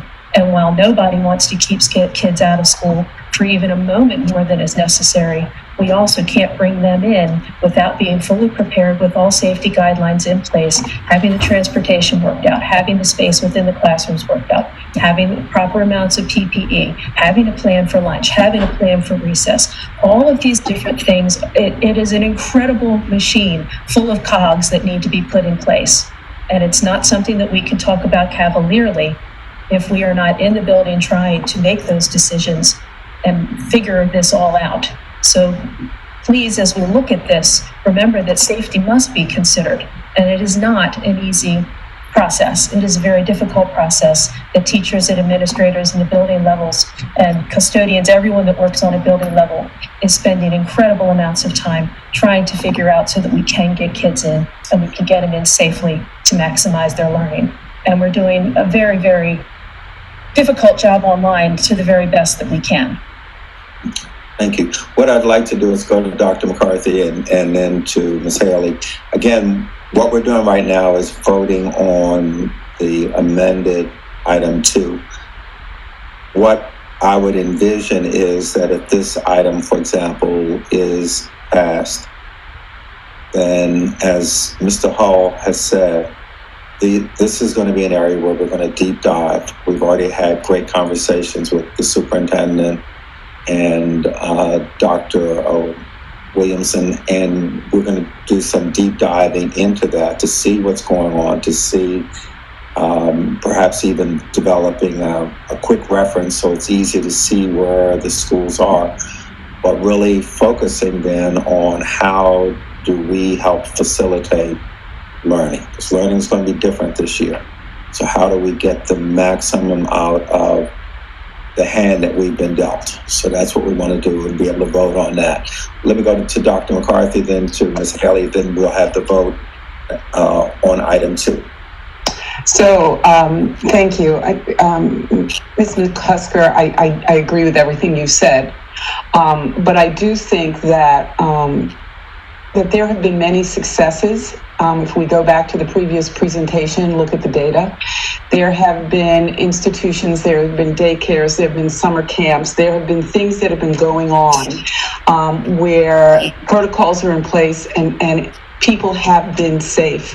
And so I do wonder if to help facilitate this, we highlight, and including the media, highlight the places that have brought children back in, have look at the safety of the children that have been brought back into places, and use some of those lessons to help each school building make a safe in-person learning environment for their children. So, thank you. Ms. Haley?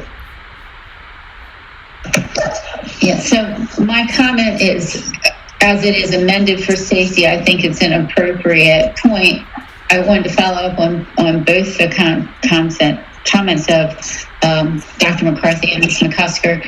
I do think that we have to realize that even with some parents wanting to bring their children back to school and feeling that with social distancing, masks, etc., that it's fine, that some children and families will still need to be at a distance. And we as a board need to address that the teachers can't do both of those things for an unlimited amount of time. It's like trying to be two people. And so I would welcome that we have a real discussion about how in this time we're going to operate differently. And we do need data, as was mentioned before, about what is the space restrictions, what are the travel restrictions. If parents could elect and teachers could elect, what percentages want to be on and off campus? And specifically, when we look at the regulation that we recently looked at in terms of synchronous learning, when you have a blended experience, so if we say to a local school system, okay, do that math, figure out who wants to be on and who wants to be off campus. If the only way they can accomplish that with social distancing is to say, they have a split schedule. Some kids come Monday, Wednesday, some come Tuesday, Thursday. It's going to change that synchronous blend, and we need to wrestle with all of these things because all of our local schools are wrestling with them. So I think having a real deep dive that's data-driven will be a service to the state. Yes, very good. Okay, great conversations. So the motion before the table is that we are amending priority 2 to include safety and following health guidelines. And if there's no other discussion, I'd like to call for a vote. Please signal by saying yes and raising your hand. All in favor, please say yes. Aye. Aye. Aye. Opposed? Abstain? You opposed? General Sumter, do you oppose? No. Okay, so you are in favor. Any abstentions? Mr. Schoen? You had 13 in favor, no votes, and 1 absence. Okay, very good. So the third item, we had separated out emotional. Holly Wilcox raised her hand. I'm sorry. One other thing, I'm sorry to say this so late, but I think we can learn from the private schools that are have students back this week. And I don't know if there's any data or anything we can gather in terms of the safety and the process for COVID testing and other things like that they've gotten in place that could be helpful. Okay. Sorry. Very good. Thank you.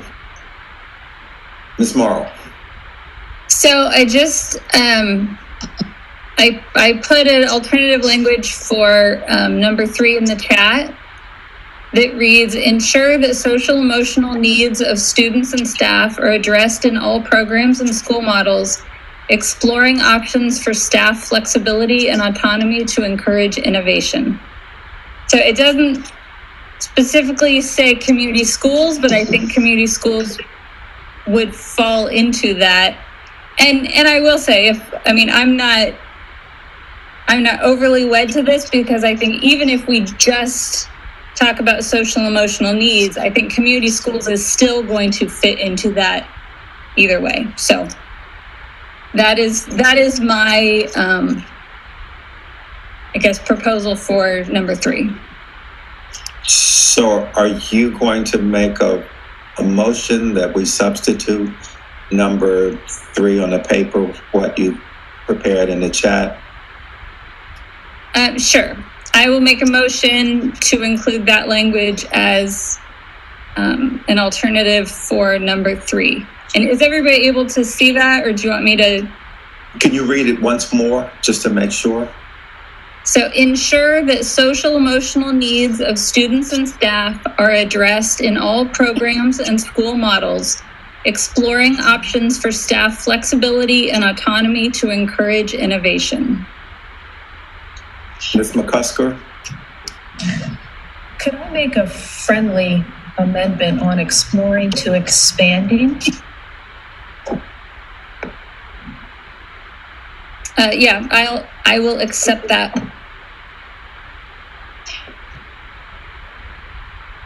Dr. Lee?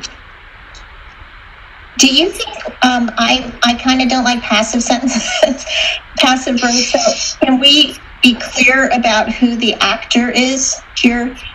Is there a reason why we were trying to get rid of ensuring that MSDE and LSS address it? Because this leaves it vague as to who's supposed to address expanding this. No, I just shortened it, so those can certainly go back into. Okay. I was trying to keep it from not getting too big, too long. Okay, but it'd be great to know who's responsible for this. Ms. Morrow, while we're working, can you modify that, if you would? Ms. Haley? I don't like merging these two concepts because I think they're very different. I think that we have, the social and emotional needs of students and staff is one thing. Community supports are quite different in terms of all the goals and objectives, and they may not just be addressed on social and emotional needs. And I think it's maybe worthy of another conversation of whether they are a full or whether they are a committee assignment. But I think they're very different.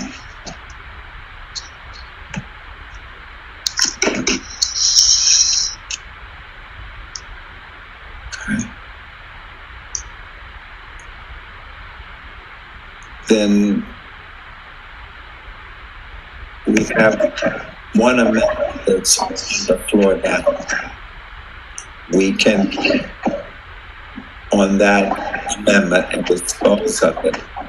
And then we can, if there's still a need, we could then decide whether we wanted to accept it or not. Just trying to way forward. Dr. Wilcox. Mr. Crawford, one of the things that we talked about when we spoke on the phone was this idea of outreach. And I don't know if that can be somewhat encompassed in this statement that was proposed. I do think that now, especially some school mental health folks can be doing calls to check in on families and doing more proactive outreach, especially to families that haven't been as engaged in online learning. Maybe that's happening, but I do think that picking up the phone and reaching out to families could be something that's really helpful, and thinking about their basic needs and as well as their social emotional needs now during COVID. As we discussed, we talked about outreach primarily from the board expanding its outreach into the community to gather more live and current data, I would see that as we address the social emotional issues, as well as looking at the reopening of schools, this is an opportunity to do the deep dive to see what is going on. Ms. Haley. I just need a clarification before we vote. So the second part of that sentence, in terms of expanding options for staff flexibility and autonomy to encourage innovation, is related to what we would provide for staff in order to address social and emotional needs. We are dropping the concept about community schools. Is that correct? Yes. I mean, community schools obviously aren't going away, but I think recognizing that not all districts are even necessarily going to have community schools, really focusing on the social emotional needs. So in some districts, you know, those things may be addressed through community schools, but that's just a piece of it. Really, we want to focus on the social emotional needs in all programs in schools, if that's... Ms. Haley, you are muted.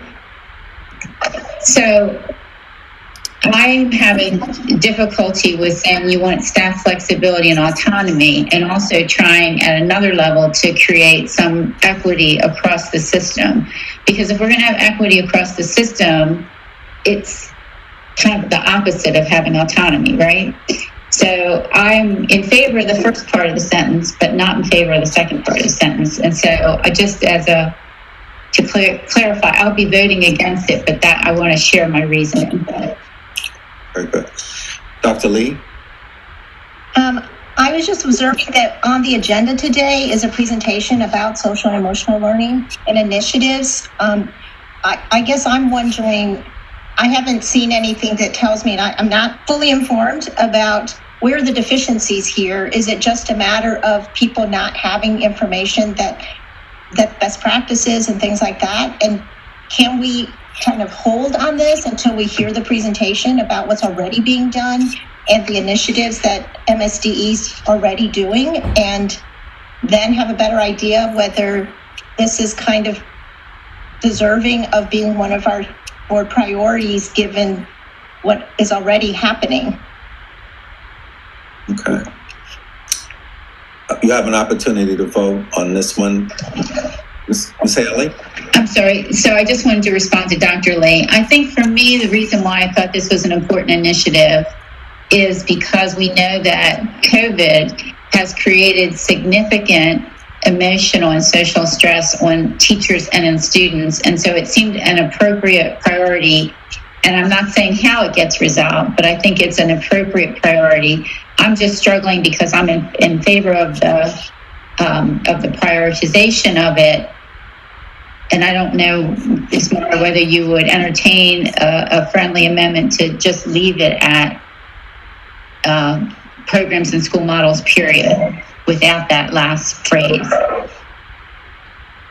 So, like I said before, I mean, because I think kind of the community schools piece is going to fit in either way as one of the programs in schools. If that is kind of the way that the board is feeling, I'm okay with that too. So I don't know if we want to vote on the whole piece, or if that's how most people are going, then we can eliminate the second. My advice to consider is this. Just as Sheila said, we have a considerable amount on our plate. And as we look at the opening, my suggestion is, to the extent that you can, you narrow the priorities around the key things that we have to do, that if we could do these, it would make a difference. Doesn't mean that we're not going to do other things, but these would be the things that we would expect MSDE to help us with and report on. These would be the items that would be in front of us throughout the year. These would be the items and so there are other important things that we do. We're not going to stop those, but But at this particular point in time, with everything that's going on, with all of the work that's underway, my suggestion is where we can narrow the focus, we should. I think Mr. Wu? Yes, sir. Yeah, so I just wanted to express from a student's perspective that, especially with COVID and virtual learning, that we know that students aren't getting that one-on-one dialogue with their teachers, their counselors, and their support staff. So I think it's important, and I wanted to emphasize that I think we should have, one bullet point dedicated towards mental health and the social and emotional wellness of students. So I would just second the amendment from Mrs. Moreau to end the bullet point at programs and school models. So just want to make sure. Now, we had a friendly amendment from Ms. Haley that I believe took it through all programs, so it would have been ensured that MSDE and the local school systems address the social emotional needs of students and staff in all programs and school models. I believe that was your friendly amendment. It would stop there. Ms. Morrow, are you willing to accept that friendly amendment? I am willing to accept that if that is easier direction to go. Thank you, Ms. Wilcox. I like keeping the last phrase because I think we're going to learn in the presentation when we hear it on social and emotional learning some creative things that some of the counties are doing with outreach. And I do think it's important to have the flexibility and autonomy to encourage school districts to think out of the box in how to address social and emotional issues during COVID.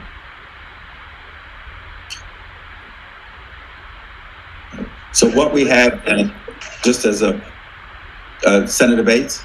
Yeah, I was just going to say, I agree we need to allow the locals a little more independence there because the needs of the different jurisdictions are slightly different. And so I think we need to give them the flexibility. So I like that last piece. Okay. So what we have then is the amendment that we have. So what we'll do then is that we have a motion that has been amended, and the friendly amendment, the motion that's now before us is that we can vote on, and then from that we can determine what, if anything else, we need to do. But the amendment that we have, the motion we have right now, is ensure that MSDE and the local school systems address the social emotional needs of students and staff in all programs and school models.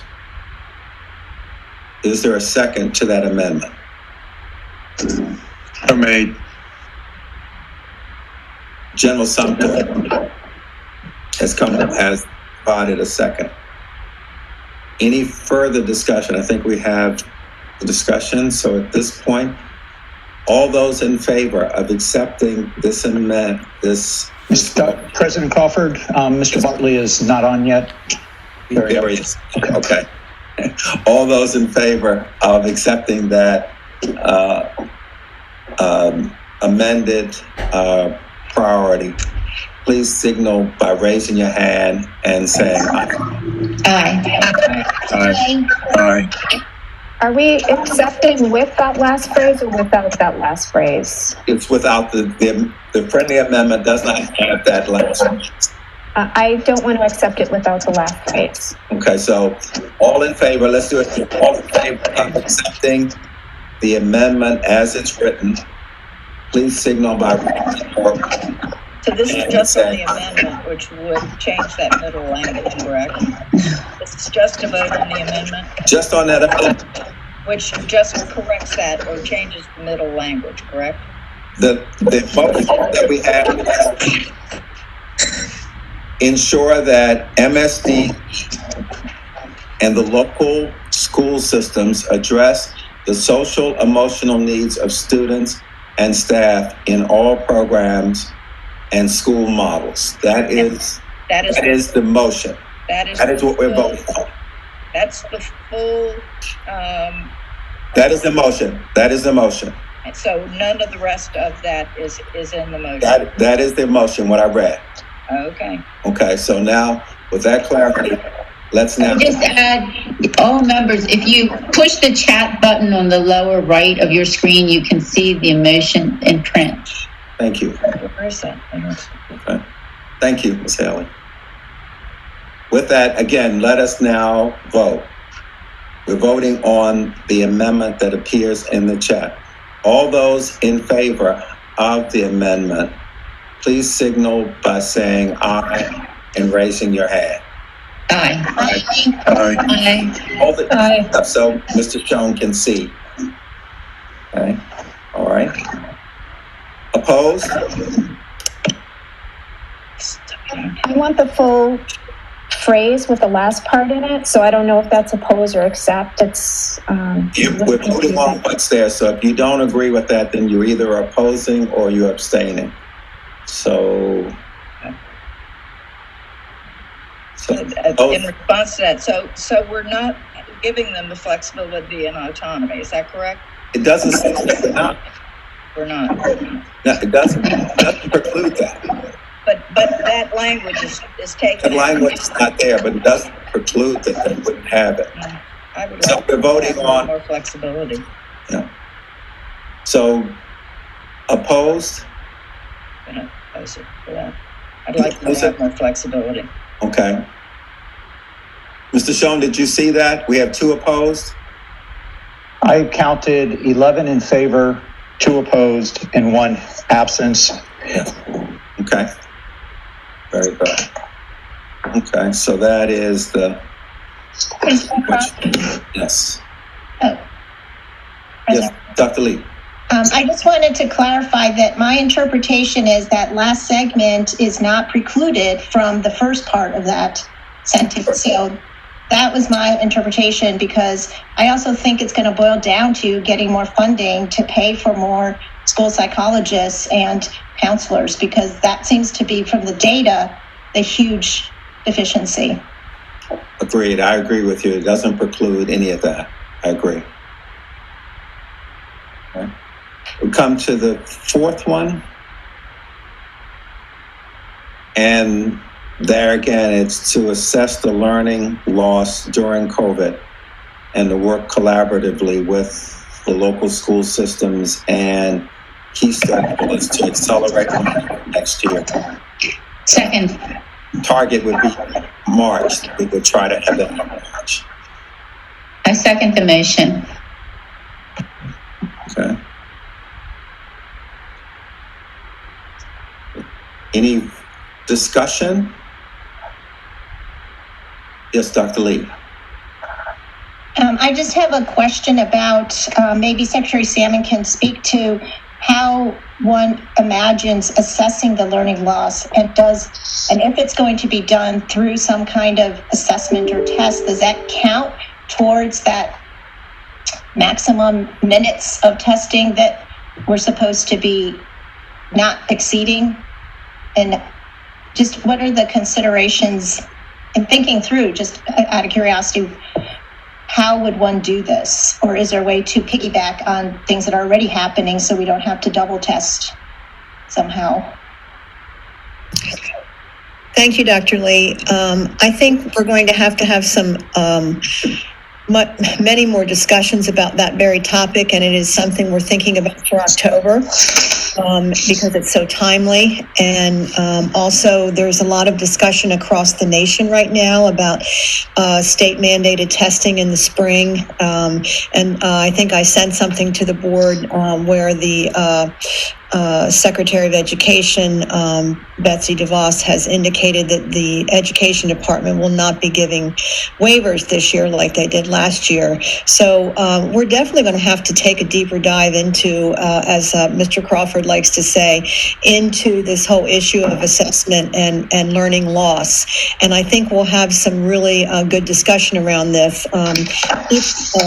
tomorrow in some of the discussion we're having, and then later in October to really look at how this whole thing is going to impact our accountability system. So I think you make very good points, and I think we really do need to get in the details for this discussion. Ms. McCusker. Dr. Salmon, do you think that March gives us enough time to figure it out? Well, I think, Ms. McCusker, we're going to have ongoing discussions about this. I think this is not going to be something where we start talking about it now and talk about it in October.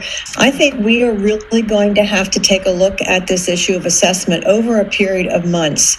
And so we are beginning this discussion, and I haven't had a chance to talk to the board leadership about this, but it is my opinion that we need to begin this now, and we need to have multiple months of discussion around this issue. And again, what we anticipate is that while we still have a number of very important things to do, our primary focus for this year will be around trying to get our arms around these very tough issues and trying to make progress where we can.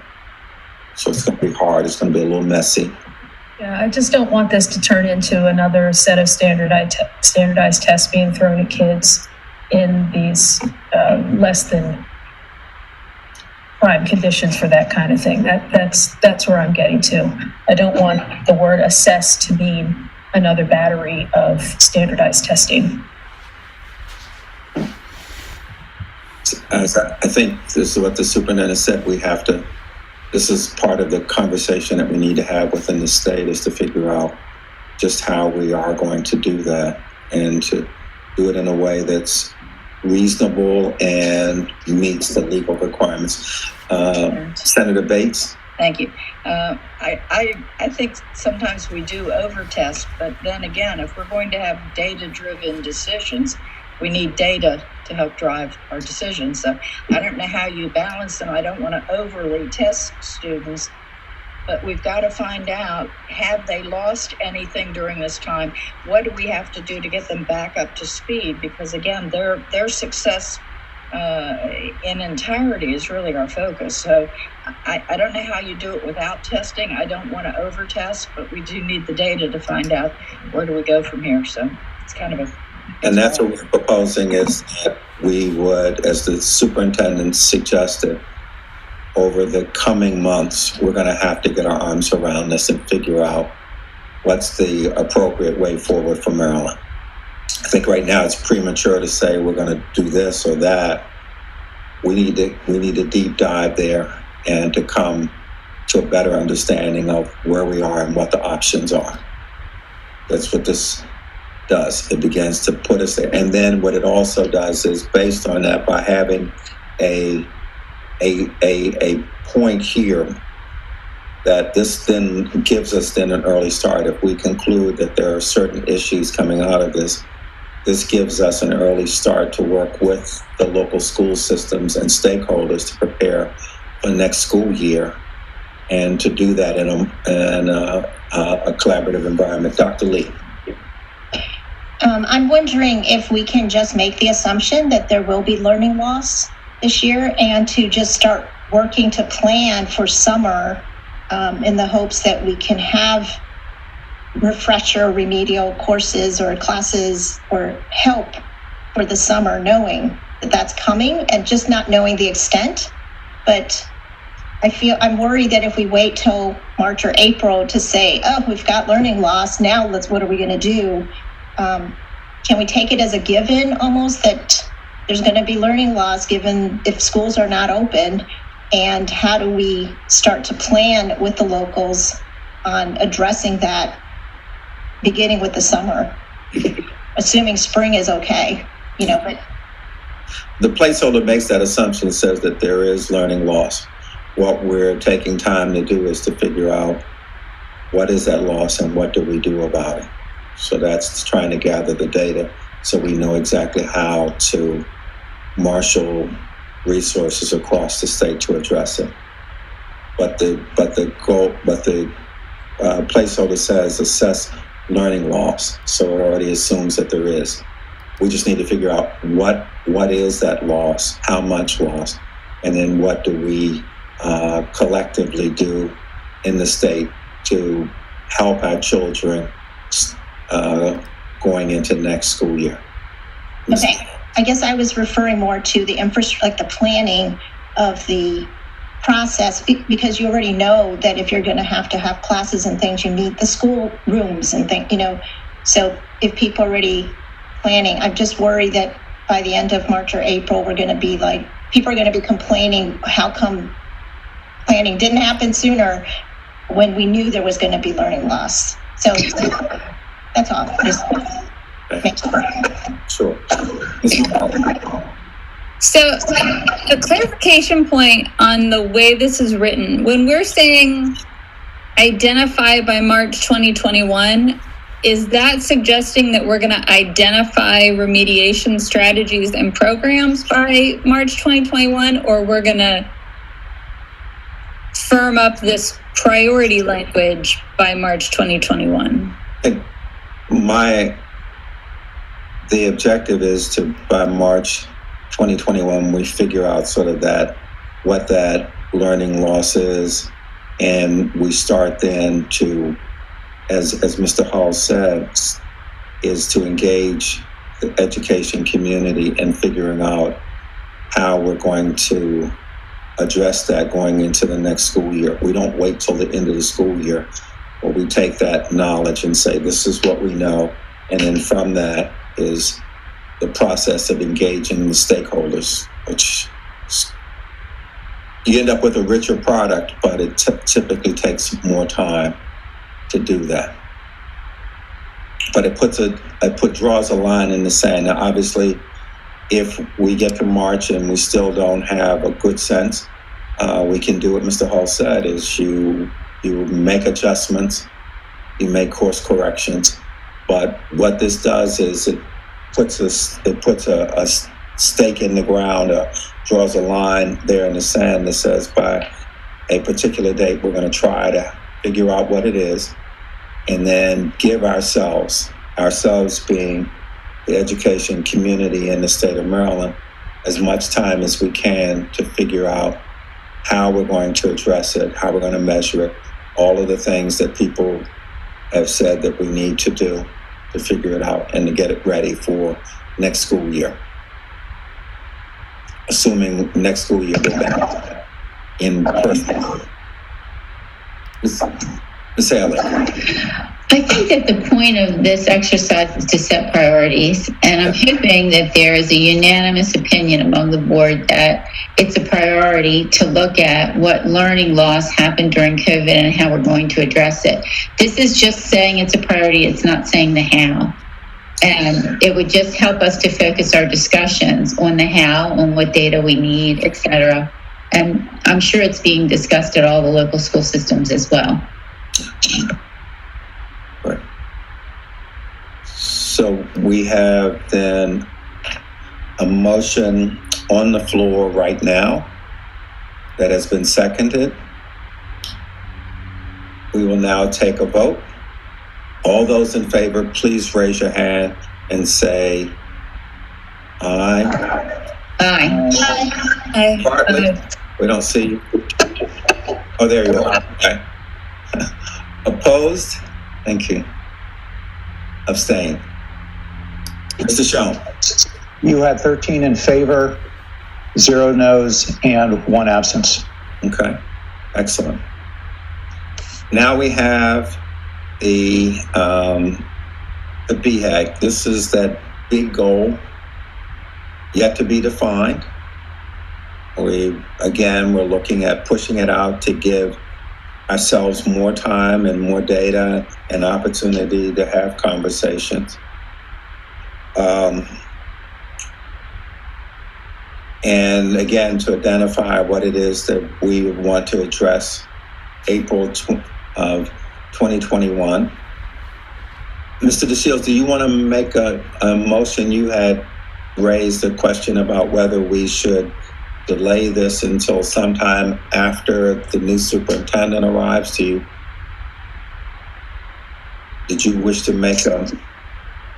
Well, I'm happy. It was just my thought that was a pretty significant priority, and given the fact that we're in the process of hiring a new state superintendent, I thought their input in connection with that could be helpful. So it almost seems to me it's more of a longer term strategy or initiative that really should have the input from the new state superintendent. So if you'd like to extend it to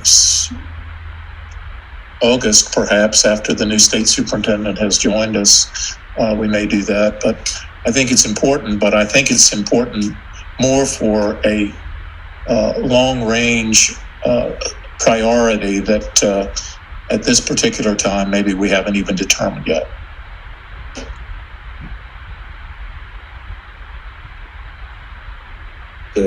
Is there additional discussion? Because right now the motion on the floor right now is that it would be April 2021. Yes, Ms. Morrow.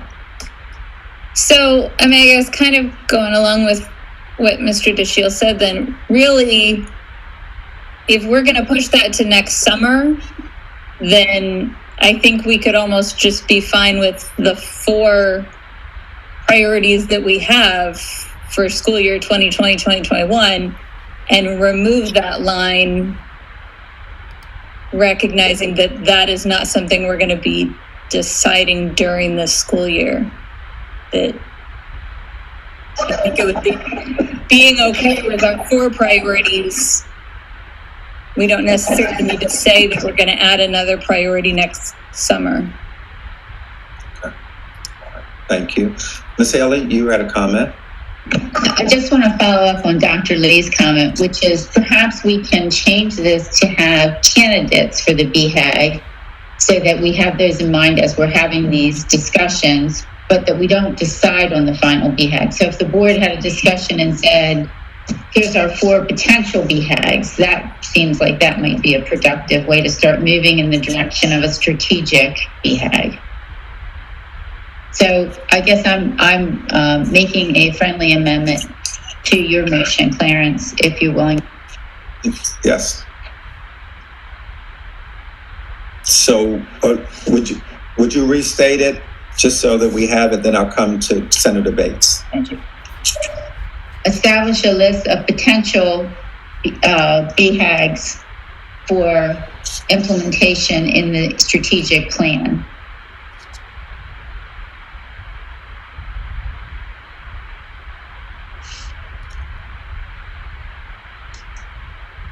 And still use the August that you mentioned. Yeah, you could still have a list by April of 2021, so it's live for the new superintendent, but you don't have it narrowed down to the absolute BHAG, but it would be informative to those discussions. I agree with that.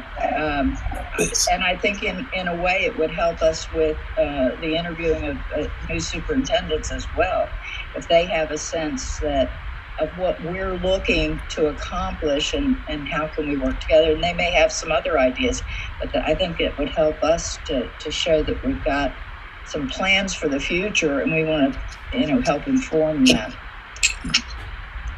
Yeah, I think it could, because I think if we're looking for the kind of candidates we're looking for, not only are we planning to interview them, the shrewd ones are interviewing us and trying to figure out, is this a place to come if I really wanted to be involved with continuing to drive reform? I'm interviewing the board to figure out if this is the right place to come, whether they're in state or out of state. So having it, I think, would be useful. So we have a friendly amendment to, and it would be establish a list of candidate BHAGs for implementation in the strategic plan. So we could still look at that. The April timeframe would be great, because April would be about the time we would be at a point where we should be interviewing candidates. So we would have that. We'd have it in our back pocket. That is the amendment that's on the floor. Is there a second? I second the motion. Delete seconded. Discussion, any further discussion? All those in favor, please raise your hand and say aye. Aye. Aye. Opposed? Abstain. Mr. Schoen. You had 13 in favor, no abstentions, no noes, and 1 absent. Okay, thank you. All right, well, we will get the revised language out to everybody to make sure everyone's going to have. We will post that. Thank you. I think this was a great discussion, great ideas, and it moves us towards that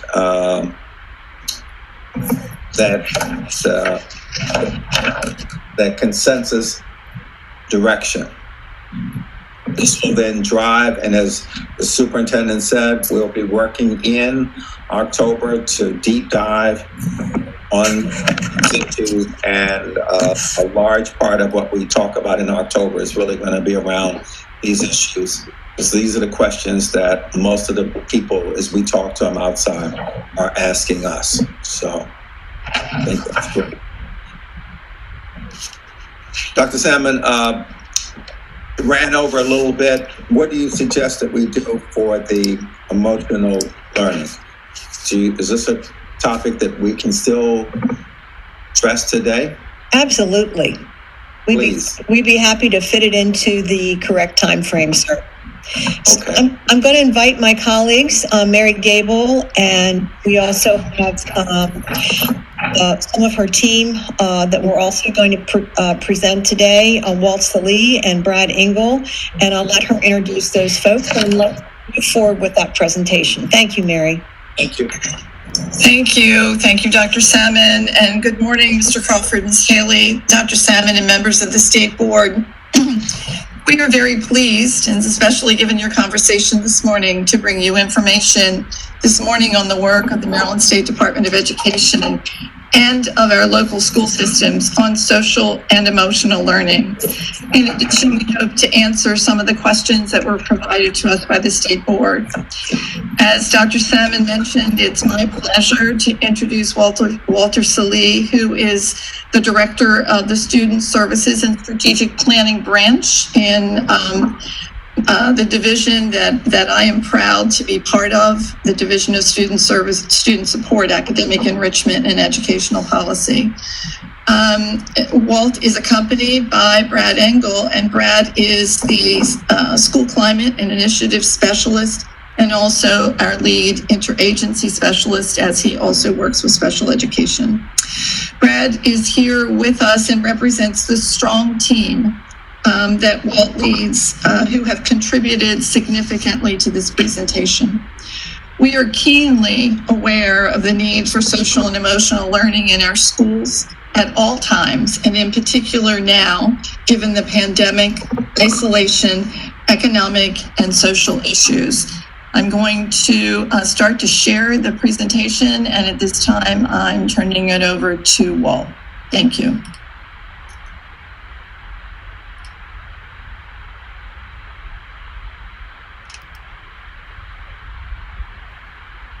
And you should be able to see. Are you able to see? Yes, it could make it. Yes, you just need to put it in presentation mode. Make it bigger. Okay. So what started, I will start it. I thought I had it there, and obviously I didn't.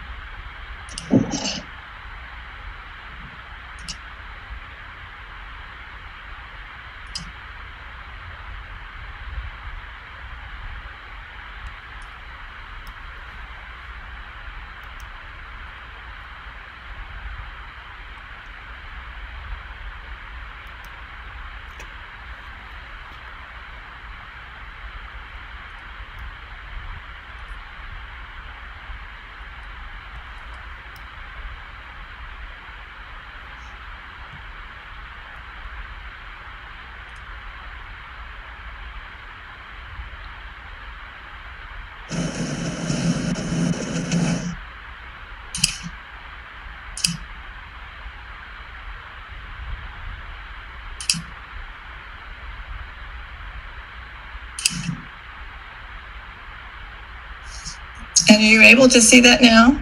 Is it better now? No, it's still not in the presentation. There we go. There you go.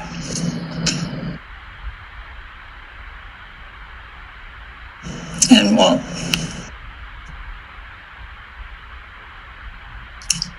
Walt, we're not hearing you.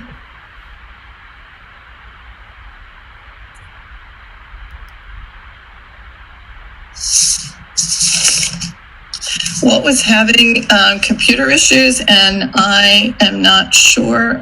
Walt, are you there?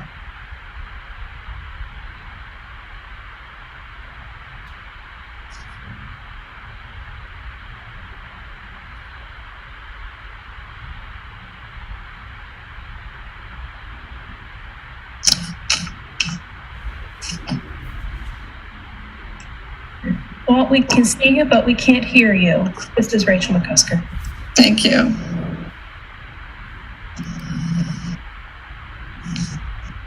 Walt, the sound is at the bottom.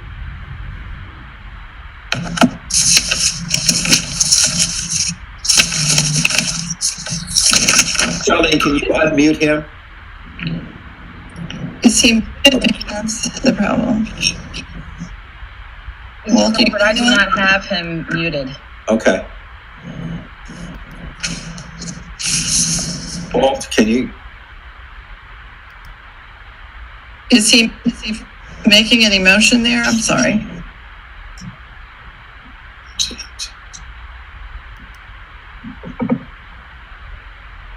Well, if you can hear us, why don't you go out and come back in? And in the meantime, Mary, can you begin the presentation, or let's pick it up? Yeah, I will begin the presentation, and Walt, as soon as you're on, let me know. So is he on? He just sound on. Okay. And so I will begin. And so the 2020-2021 school year has begun, and one of the primary considerations of MSDE and the local school systems across the state is the area of social and emotional learning.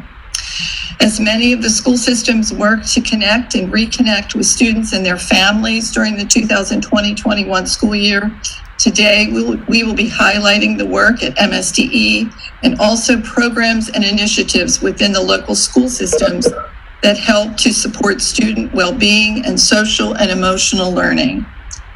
I heard a beep. I don't know if that was Walt. Can you hear me now? Yes, we can hear you now, Walt. Awesome. Okay, I'm so sorry, guys. All right. Good morning, everyone. And it's a pleasure. Walt, you're on the second slide now. I read the first slide. Okay, very good. Thank you. So the question here is, what is social and emotional learning? And social and emotional learning is a key element for providing social and emotional support. Many of our school systems use the CASEL model, which stands for the Collaborative for Academic, Social, and Emotional Learning, to provide evidence-based social and emotional learning framework. Through professional development, school staff acquire the skills and knowledge needed to help students manage their emotions, show empathy for others, form and maintain positive relationships, act thoughtfully and responsibly, and achieve positive learning goals. As a frame of reference, the CASEL framework has 5 core competencies, which you see there. I will name the competencies, and you see the descriptions there on the graphic. The first of which is social awareness, self-management, social awareness, relationship skills, and responsible decision-making.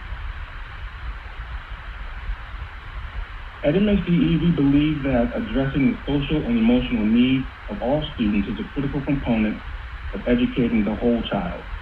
And the vision is simply this: educators, students, families, and community members working together to support the healthy development of all students.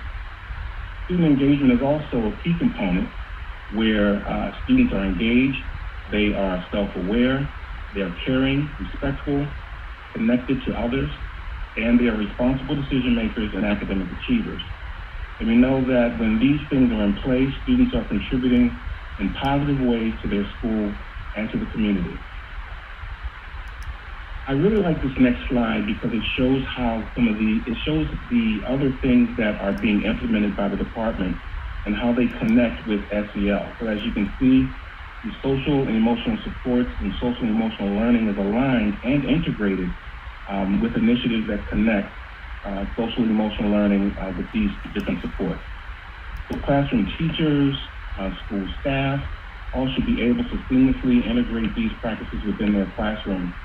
And school staff should be able to model, teach, and reinforce SEL supports throughout the school in all settings. SEL supports can be reinforced through a lot of the different things that you see on this slide: restorative circles, trauma-informed practices, positive behavioral interventions and supports, and all of this should be culturally responsive. It really comes down to building relationships with all students in a way that allows students to feel safe and supported in the school setting. You may recognize our multi-tiered system of support here. This is our model. And using this multi-tiered system of support, the local school system can provide supports for students using a tiered lens. So for example, school systems will be providing support to all students at Tier 1, and you can see what some of those are in the green area there. And other supports for students may be provided at Tier 2 in the yellow for students who may need a little bit more support. And if there are situations where there is a need for individualized support, that can happen at Tier 3, and those interventions will be leveraged to make sure that students meet that. This next slide shows an example of the tiered approach and how we leverage it specifically for SEL. Coordinated student services teams, which are composed of school nurses, school psychologists, school counselors, people personnel workers and social workers, and school safety personnel. And all schools provide SEL support services at all levels of need, at each one of the tiers. So examples, as you can see on this slide, can range from classroom lessons for all students, to group counseling sessions for students who demonstrate a need for more support, to referrals to community health partners for students needing extensive support. And some of the other supports that we provide here at MSDE include something that we're calling the new normal resources. And this is something that our division is working on to include materials for school systems so that they can access support and social emotional learning of their students. The Maryland Counselors Association, the Maryland School Counselors Association hosts a website of classroom lessons created by school counselors across the state that also include equity resources. And professional organizations too provide, like NASP, the National Association of School Psychologists, post resources for SEL and support for students. In the next few slides, I'd like to share with you some of the initiatives that MSDE is engaging in to really approach SEL. The first of which is restorative approaches. Now, restorative approaches is defined in law, House Bill 725, which was passed in 2019. And it's simply a restorative approach is a relationship-focused student discipline model that is primarily preventative and proactive. It emphasizes building strong relationships and setting clear behavioral expectations and focuses on accountability. So what a restorative approach does is offer schools, administrators, and teachers a different way to address discipline and behavioral issues and provides a consistent framework for responding to these issues in a non-punitive way, which is what we want. And with the goal being that of a positive outcome. To that end, the MSDE has developed a partnership with the Center for Dispute Resolution, University of Maryland Law School, with grant funding from one of our grants, Title IV Part A under ESSA, which provides training and support to local school systems. And these trainings, as all of our others, will include a tiered approach to restorative approaches. Another program I'd like to highlight is the PBIS Maryland Partnership. This is a partnership with the Johns Hopkins University, Shepherd Pratt Health System, and the Department of Education, a longstanding partnership. And through this partnership, we'd like to, in the upcoming school year, leverage 30 virtual trainings for 2020-2021. As I've mentioned before, all of our work we believe should be culturally responsive if we're using our equity lens. And we've empaneled a work group to help us meet that goal. That's advising us on how to deliver PBIS in a culturally responsive way. And this also helps us to enhance our tiered framework for SEL support. Trauma-informed approaches it comes to us through a partnership with the University of Maryland National Center for School Mental Health. And in our trauma-informed approaches, we use programs such as Youth Mental Health First Aid, which identifies students who may be experiencing a mental health crisis and make sure that they get referred to the proper support, whether it's school-based or community-based. Adverse childhood experiences affect how students learn. And so we have a program to deal with that, and I'll talk about that forthcoming. We also have under trauma-informed approaches through counseling interventions and a focus on mental health and well-being. It's important to note, and I'll say here, that all of these approaches involve working with students and their families, through counselors, through psychologists, and others. Community partnered organizations also reach out and make sure that families are involved in all that we do.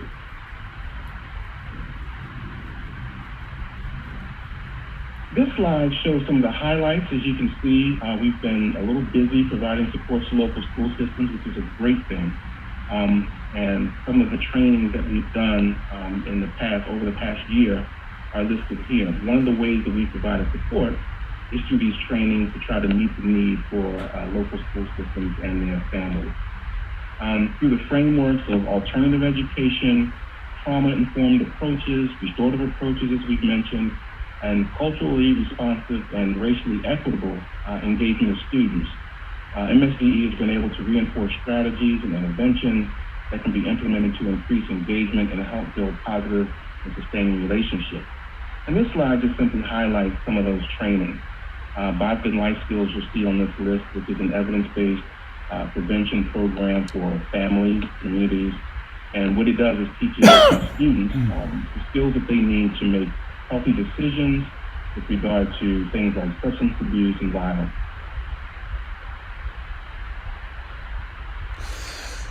ACE interface, we talked about ACEs earlier, or adverse childhood experiences. What ACE interface does is provide an overview of the interworking of the brain, which aids in awareness and provides staff with the necessary skills to identify and assist students whose behaviors are consistent with the history of trauma. In addition, it provides collaborative strategies to build and promote resiliency. ACE interface began around September 2019 through one of our federal grants, another one of our federal grants. This one from the Bureau of Justice Assistance Stop School Violence Grant, or we refer to it as BJA for short. And this work continues through the ESSA Title IV Part A funding, which I mentioned earlier. And this slide shows the distinctive correlation between some of the SEL core principles that we talked about earlier and the ACE interface program. So you'll see awareness and accountability for action, relationships, supports for social and emotional learning, and positive school climate. Youth and adult mental health first aid is another way that we've correlated MSDE supported programs to make sure that we are aligning with the goals of things I've mentioned before: trauma-informed approaches, relationships, and cultural responsiveness. Mental health first aid training is an extension of some of the successful accomplishments that came through our initial Maryland Project Aware grant, and is currently funded through the collaborative efforts, again, of the BJA grant and Title IV Part A funding.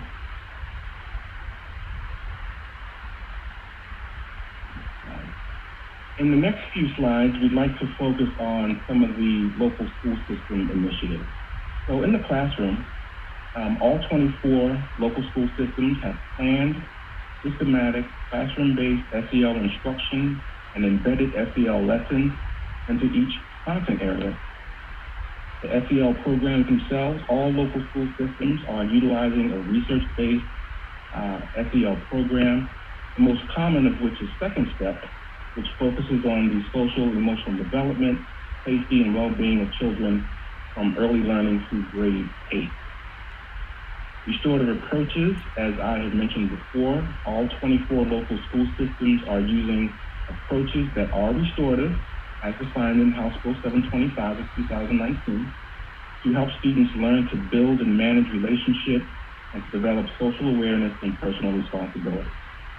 And I've mentioned PBIS. All local school systems are implementing PBIS and are offering SEL supports through a multi-tiered framework you'll recall the graphic with the triangle and the different tiers on a previous slide.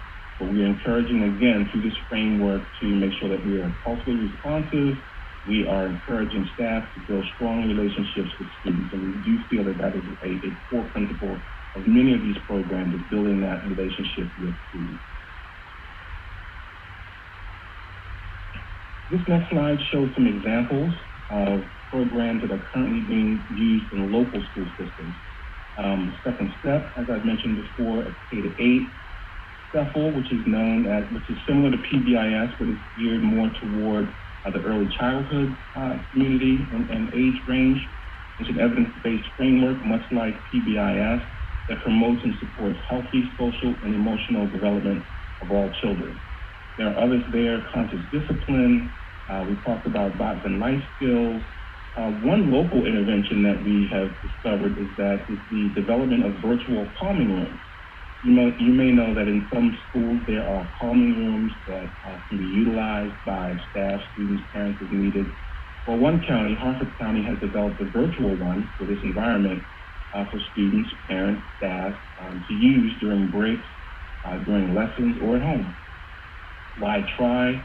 There are others, Girls on the Run, and the list continues. And by no means is this an exhaustive list, but it just gives you an idea of some of the programs that are used in local school systems. I mentioned Title IV Part A several times during this presentation. Title IV Part A provides funding to local school systems to help all students improve their academic achievement through access to well-rounded education opportunities, safe and healthy learning environments, and the effective use of technology. All 24 school systems are receiving, and the seed school are receiving Title IV Part A funds. In FY21, in fact, Maryland was awarded over $18 million for Title IV Part A, 95% of which is a direct pass-through to local school systems to use for these purposes. We, the department, have been able to leverage Title IV Part A state activity funds to support the very programs that we're talking about today, including ACEs, youth mental health first aid, restorative approaches, SEL programs and activities. And it's important to note that grants like Title IV Part A, the BJA grant that I mentioned earlier, in 2016 we were awarded a Project Aware grant. We do consider these grants to be the lifeblood of what we do. They provide the funding and the resources to both the department and to local school systems so that we can implement these programs that address mental health, that address social and emotional learning. Another model is the whole school, whole community, whole child model. This is a student-centered framework for addressing health in schools. The model has actually 10 components which emphasize the following ideals. The role of the community in supporting schools, the connections between health and academic achievement, and the importance of evidence-based school policies and practices. This model represents a collaborative approach to improve learning and health in schools. SEL allows school-based health services to address the social and emotional needs of students through an integrated model of school-based health services, including the linkages to community resources and support. And I've mentioned that a few times, and we do feel strongly that the linkages to the community supports, the outreach to families is extremely important in implementing any of these programs.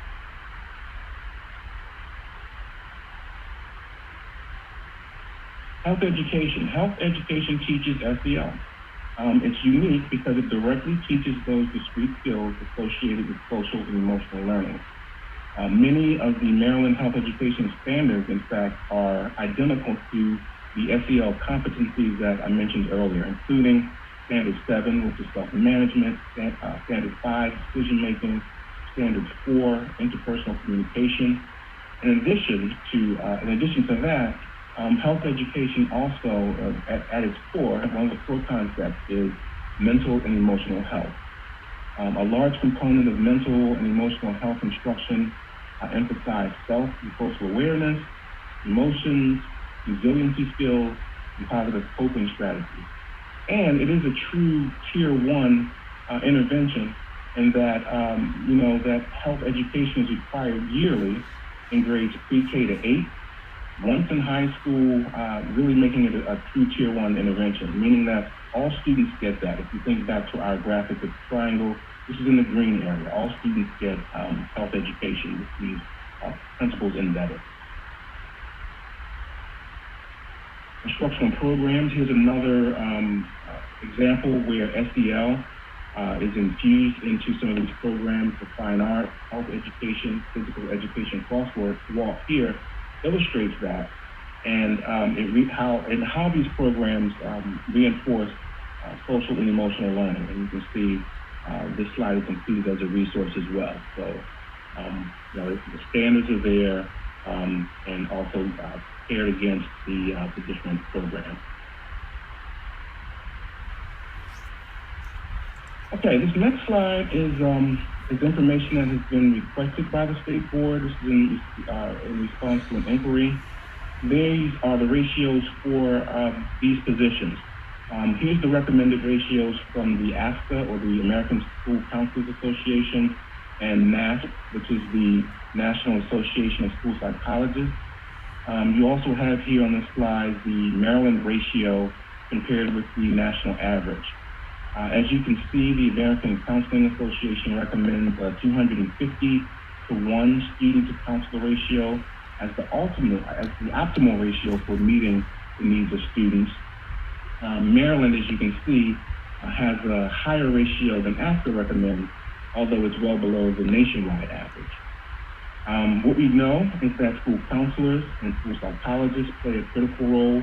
I mentioned the components of the coordinated student services model, which includes school counselors. School counselors assist students in the well-being of students by providing support through classroom lessons, group counseling, you saw that on the tiered approach, individual support, and it offers connections to wraparound support and school-based mental health. School psychologists similarly play a critical role in SEL and support the mental health and emotional needs of students.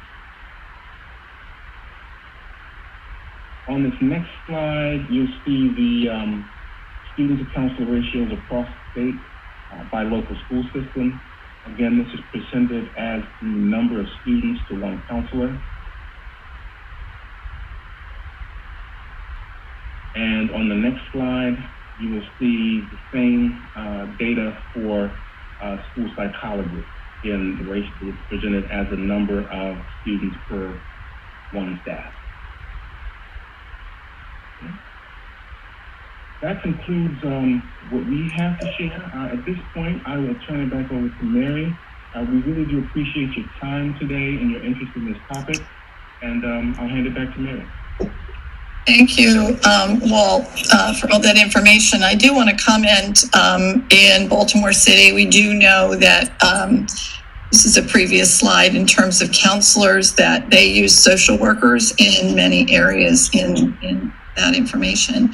You also asked this morning, and I'm going to stop sharing the presentation. You also asked this morning and mentioned about the YRBS. That is it, and is administered every 2 years. We do have all the data, and we do share all that data with all of the superintendents. That data is posted and asks a number of things. For those of you who are not familiar, it has been combined with the tobacco survey. So it asks a lot about things like alcohol and use, and questions about students and safety, use of tobacco, use of other forms of tobacco products. So there's a lot of questions in that area on those particular surveys. Due to COVID, that survey, we are planning that will be administered in the spring of this year. It's administered every 2 years in the fall, but because of our virtual environment, it will be administered in the spring. But with that, Walt is here, Brad is here, also is an expert in the area of bullying. We are here to respond to any questions that you may have.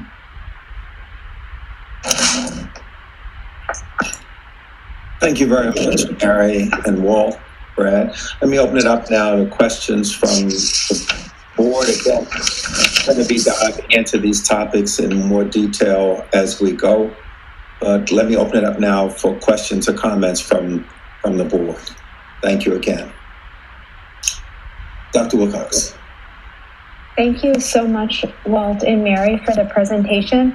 I'm assuming that a lot of these programs can't be administered online virtual learning. So during COVID, these programs are not being delivered. Can you answer that question, please? Well, I didn't know if you were going to respond. I think his mic is on. Go ahead. Sure. Some of these programs, you're right, are difficult to implement in the current setting.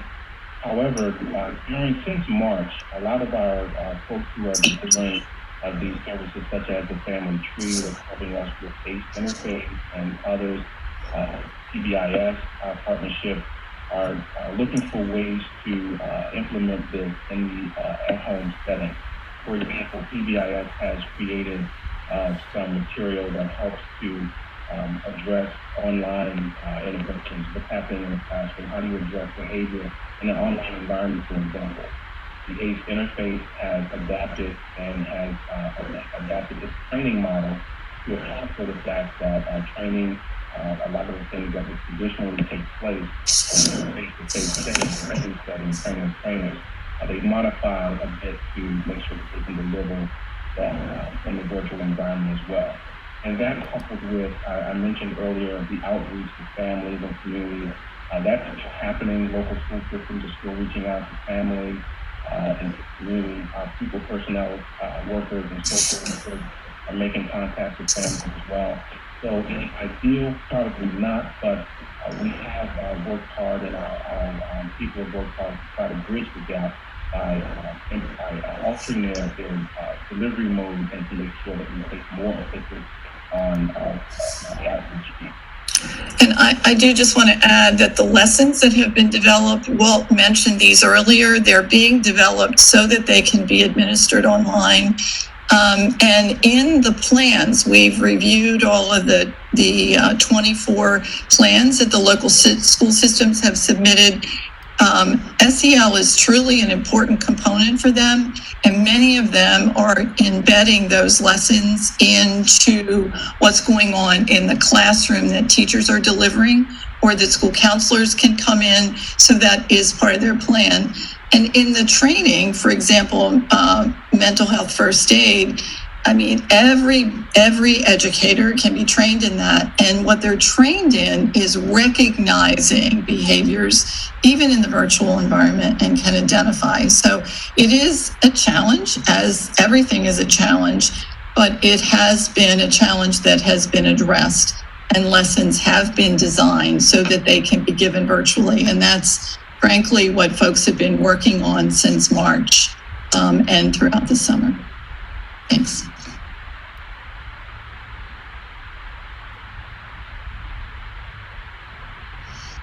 Mr. Wood, please. Thank you.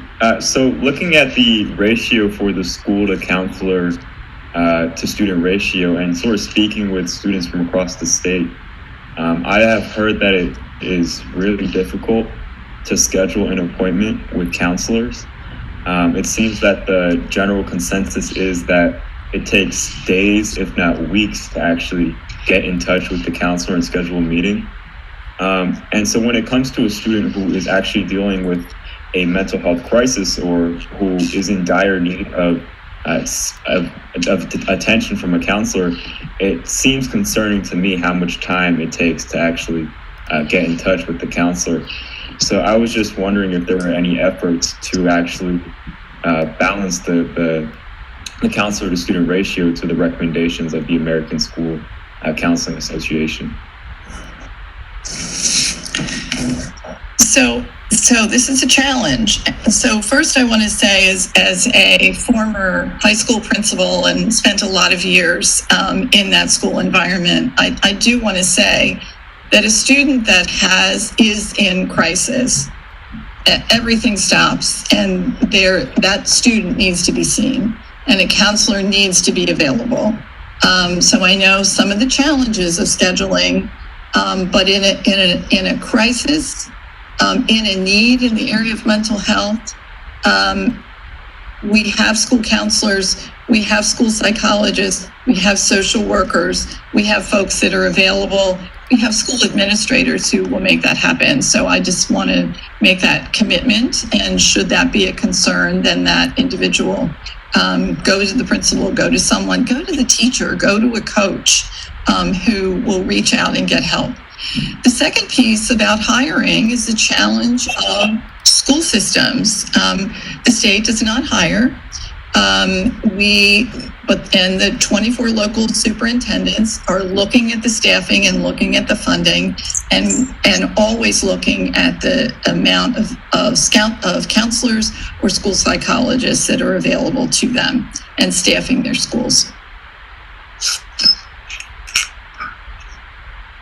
Ms. McCusker, and then Ms. Morrow. First, thank you very much for the presentation. I thought it was really informative. I absolutely love that your vision talks about all of us working together for the mental health of children, that we're not expecting anyone to do it alone, that we're all in it together. I love that.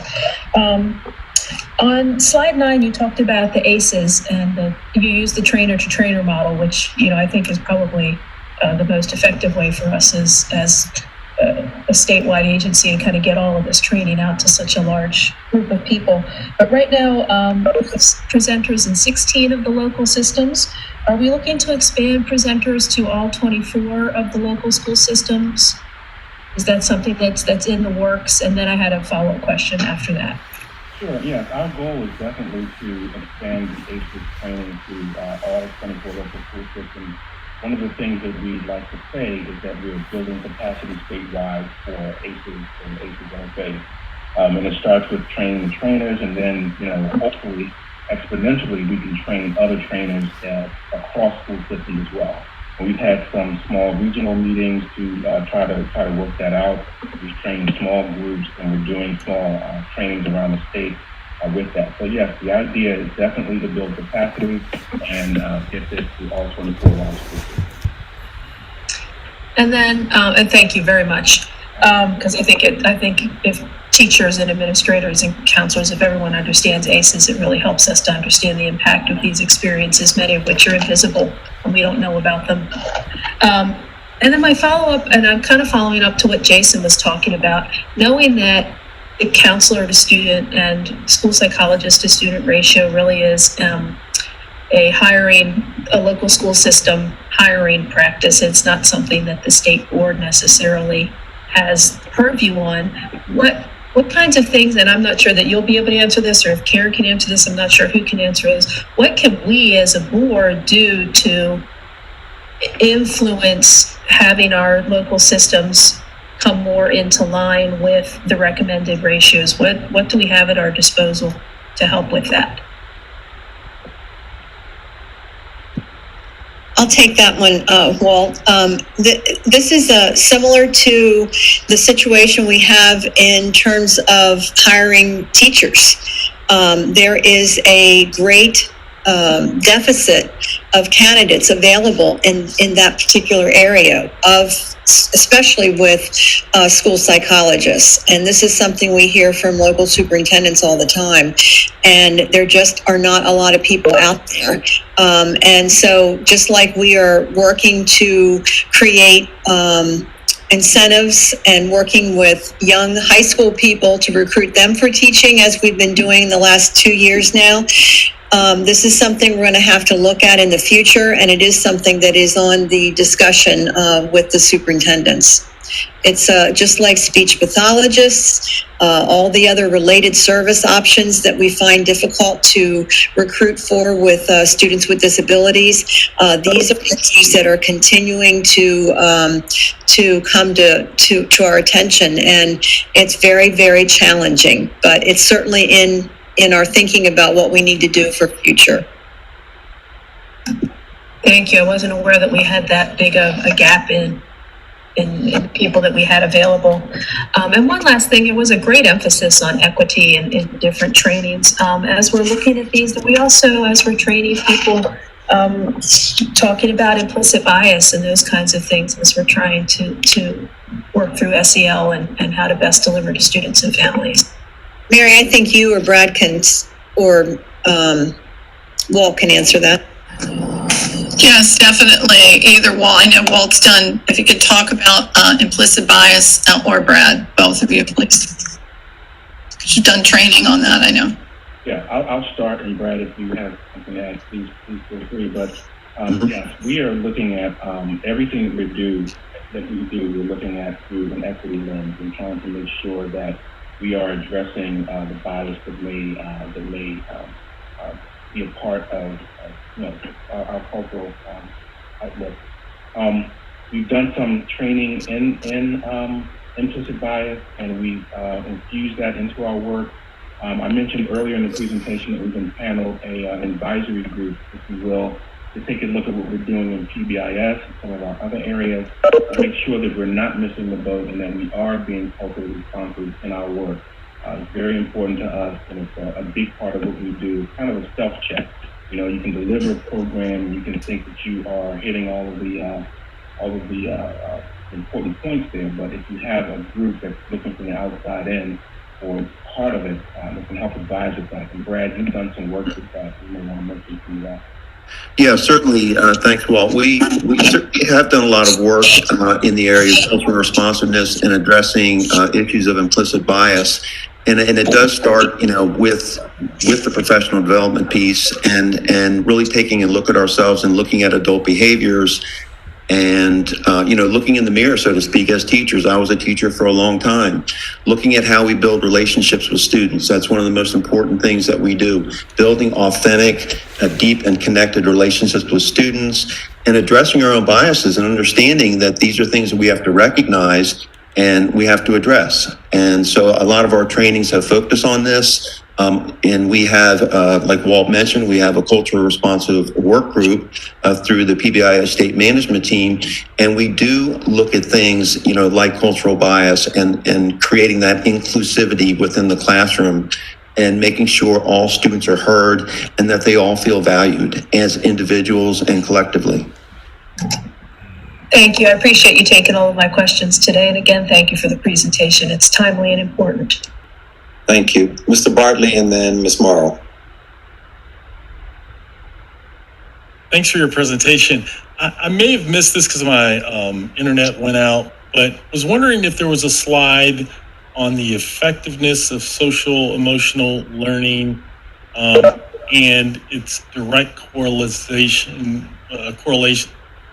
with student performance, and testing, and in class. Mary, can you take that, please? I will, yes, indeed. There was not a slide on that. There are things that we are certainly doing, and we could certainly look into that topic. We do measure, as you know. We did obviously put COVID away, but you, as a state board, initiated a survey that we are administering across the state. That we did for the first time. We were not able to do it in this past school, 2019-2020 school year. We certainly do look at the performance of all of our students, but we did not present any direct correlation data at this time in this presentation. And we also talked a little bit about the YRBS so that folks can take a look at that. We do know, obviously, that it is direct. We know ACEs has a direct impact on the performance of students, which is why it is such an important component. And I do want to mention, and this is really, Mr. Bartley, I apologize, it's not your question, but I don't know that we said this enough. Is we're also interested in the adults in the schools. And the adults are also suffering through this, so to speak.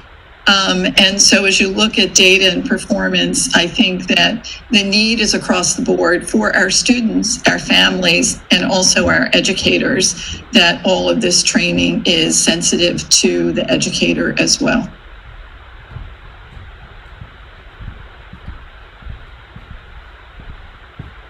Yes. Ms. Morrow, please. So I know we're running out of time, so I'll just be quick. My question kind of followed up on what Mr. Bartley just asked, and I know that sometimes we lose some of the details in the averages and in compiling data. I would just be curious to know, with so many different programs, if there's been data from local school systems that show particular success using any of the different programs. I guess kind of if there are any big success stories that we can say really attributed to one program or the other. I guess that's something that if we have those sorts of stories or data from the school systems, I'd be interested to see more on that in the future. Mary, do you want to respond to that? I think that the programs we have noted, the local school systems, what they're doing is they're taking a look at the program that has been successful. And I think one of the board members said earlier this morning in your discussion, there's not a silver bullet, and there's not one program that fits all systems, nor is there one program that fits all schools. We've all been part of our children or ourselves working in schools, and we know that schools have different needs.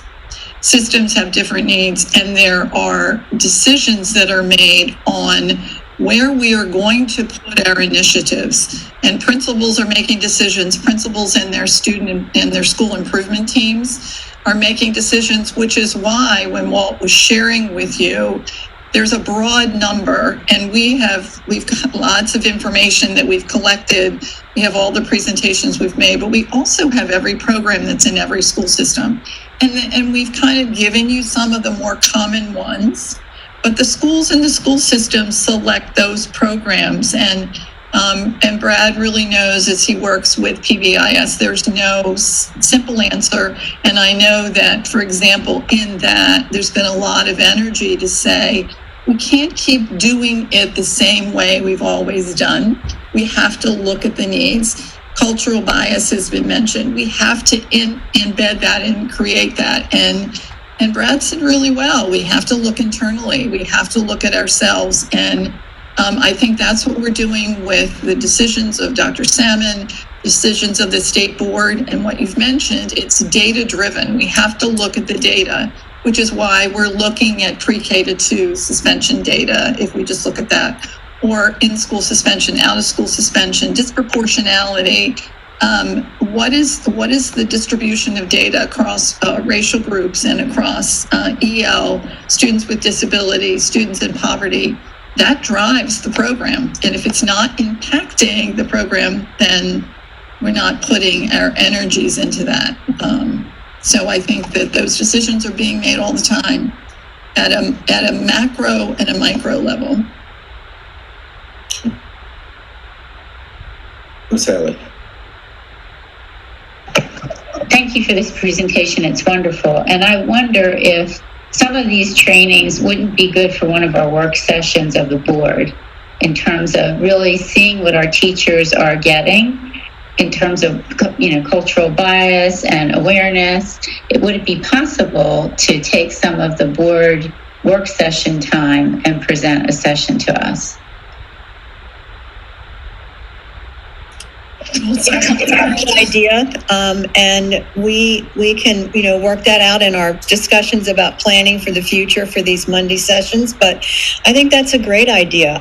I was wanting to mention, I was looking through the calendar, what I was doing a couple of months ago, and I came upon a training that we did here at MSDE, and I'm blocking on the name of it. Maybe Mary or Walt can come up with it, but it was a training where we were looking at our own biases and getting, having discussions and sitting around the table across all of our divisions, and really working together to find out what we needed to do a better job. And Mary, can you come up with the name of that training? It was kind of interesting. The name of it. But anyway, so yes, the short answer is yes, we can do that. And we'd be happy to do that.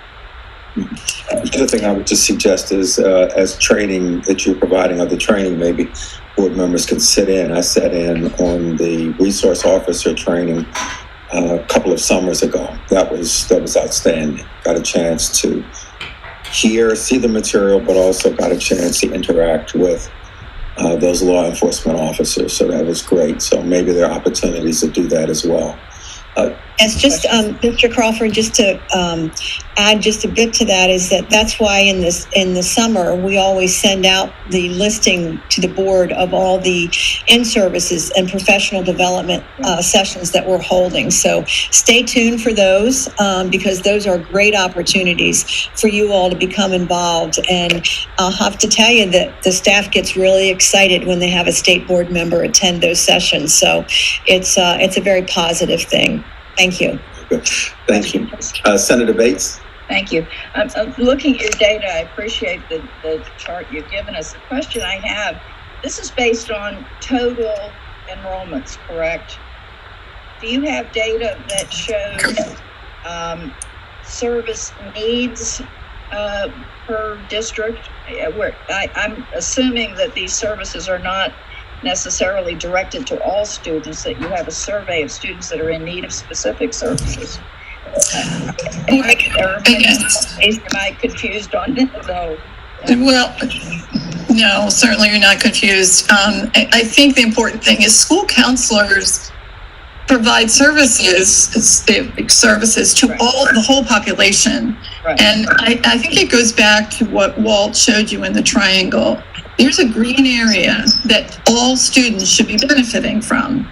There are lessons, there are standards and objectives that need to be and should be. And I also want to highlight that what we tried to do, and in a short period of time, and we understand that a lot of this is embedded in curriculum. It is embedded in health, and health is required pre-K to 8, and also in a course in high school.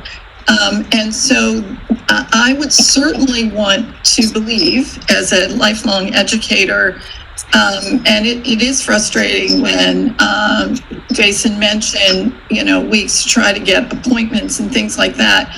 There are scheduling things that are done with groups of students going into classes. So I understand as we go up the triangle and go up the tiers, there are certain students who need real intensive assistance, and we know that. But we have all of our students who benefit from the services and the help of our school counselors, our school psychologists. I've had tremendous school psychologists in I was very lucky in my schools as principal, and our social workers. Does that answer your question? I appreciate that this is important to all of our students. We obviously do need that. Yes. We teach all students to be supportive and encouraging, whatever. I just was trying to think really more in terms of the intensity, are there districts that need more than others, and they're just not able to provide it. So, I'd kind of like to see a specific needs because of intensity that might help us as well. If that makes any sense. Thank you. Okay. Very good. I think the game that you were referring to is the factuality board game that all the divisions participated in. Help us look at bias and those types of issues. In the interest of time, Ms. Haley, yes. I'll make this really quick. I'm just wondering, as we've seen under COVID, that there's all this telemedicine innovation. Is there an opportunity for us to have telecounseling or telepsychologists to reach some of these schools or students that are having difficulty getting services? Can you ask that, please? Certainly, I didn't hear you said, Dr. Salmon. I'll start. So yes, absolutely. There are. That's what we're doing. We're looking in the new normal, and that's what our team has kind of labeled. Some of what we're doing is what's the new normal. What are these new resources? But also, we have school-based health centers that have telehealth. That is being utilized in our school-based health centers and in our programs. So the answer is yes. We have to be looking at new ways. There was a lot of discussion about community schools. I have the director of community schools that I'm very lucky to have in my division, who works with the school systems and the community schools and is providing professional learning opportunities, has done presentations on equity. We have lots of things going on, and telehealth is one of them. Not necessarily in every school, please, but across the board, yes. Okay. So this is a an introduction to a topic. We'll dive into it more deeply to get into issues around effectiveness, identifying needs. I think one of the things that we have to do is we dive in, we're going to see from time to time some gaps and some ugliness. And I think where we as the board can help is, instead of attacking a group that's struggling, when we see someone in help, we make sure that we reach out and see if there are things that we can do to assist, so that, and in some cases, we'll be able to directly do stuff. In other cases, it may be the fact that we'll have to just take on more of a public education advocacy role of maybe going to the governor and going to the legislature over matters of concern, or to the business community and try to get the business community engaged. So some of this will be things that we control. Some of it's going to also be our ability to influence others, to get them to come to the table and help as we go. I'm going to defer the scheduled vote until tomorrow. In the interest of time, I don't want to overextend my time, because if I overextend my time, maybe you almost show up tomorrow. But so I'm trying to be respectful of that. And are there any things that we need to cover for the good of the order today? Anything more? I appreciate all that you've done. I appreciate the conversation, the great conversation, especially around the priorities. So we'll get those out to you. We will get Robert's presentation out to you as well. And I think it provides a good roadmap as we position ourselves to go forward, and also position ourselves to be ready for the new superintendent, different challenges, and being able to help that new person come on board. So at this time, I'd like to entertain a motion that we adjourn. So moved. Second. Seeing no further discussion, all those in favor, say aye and raise your hand. Aye. Okay. Mr. Shaw? It was unanimous. Okay. See you tomorrow. Thanks a lot for everything.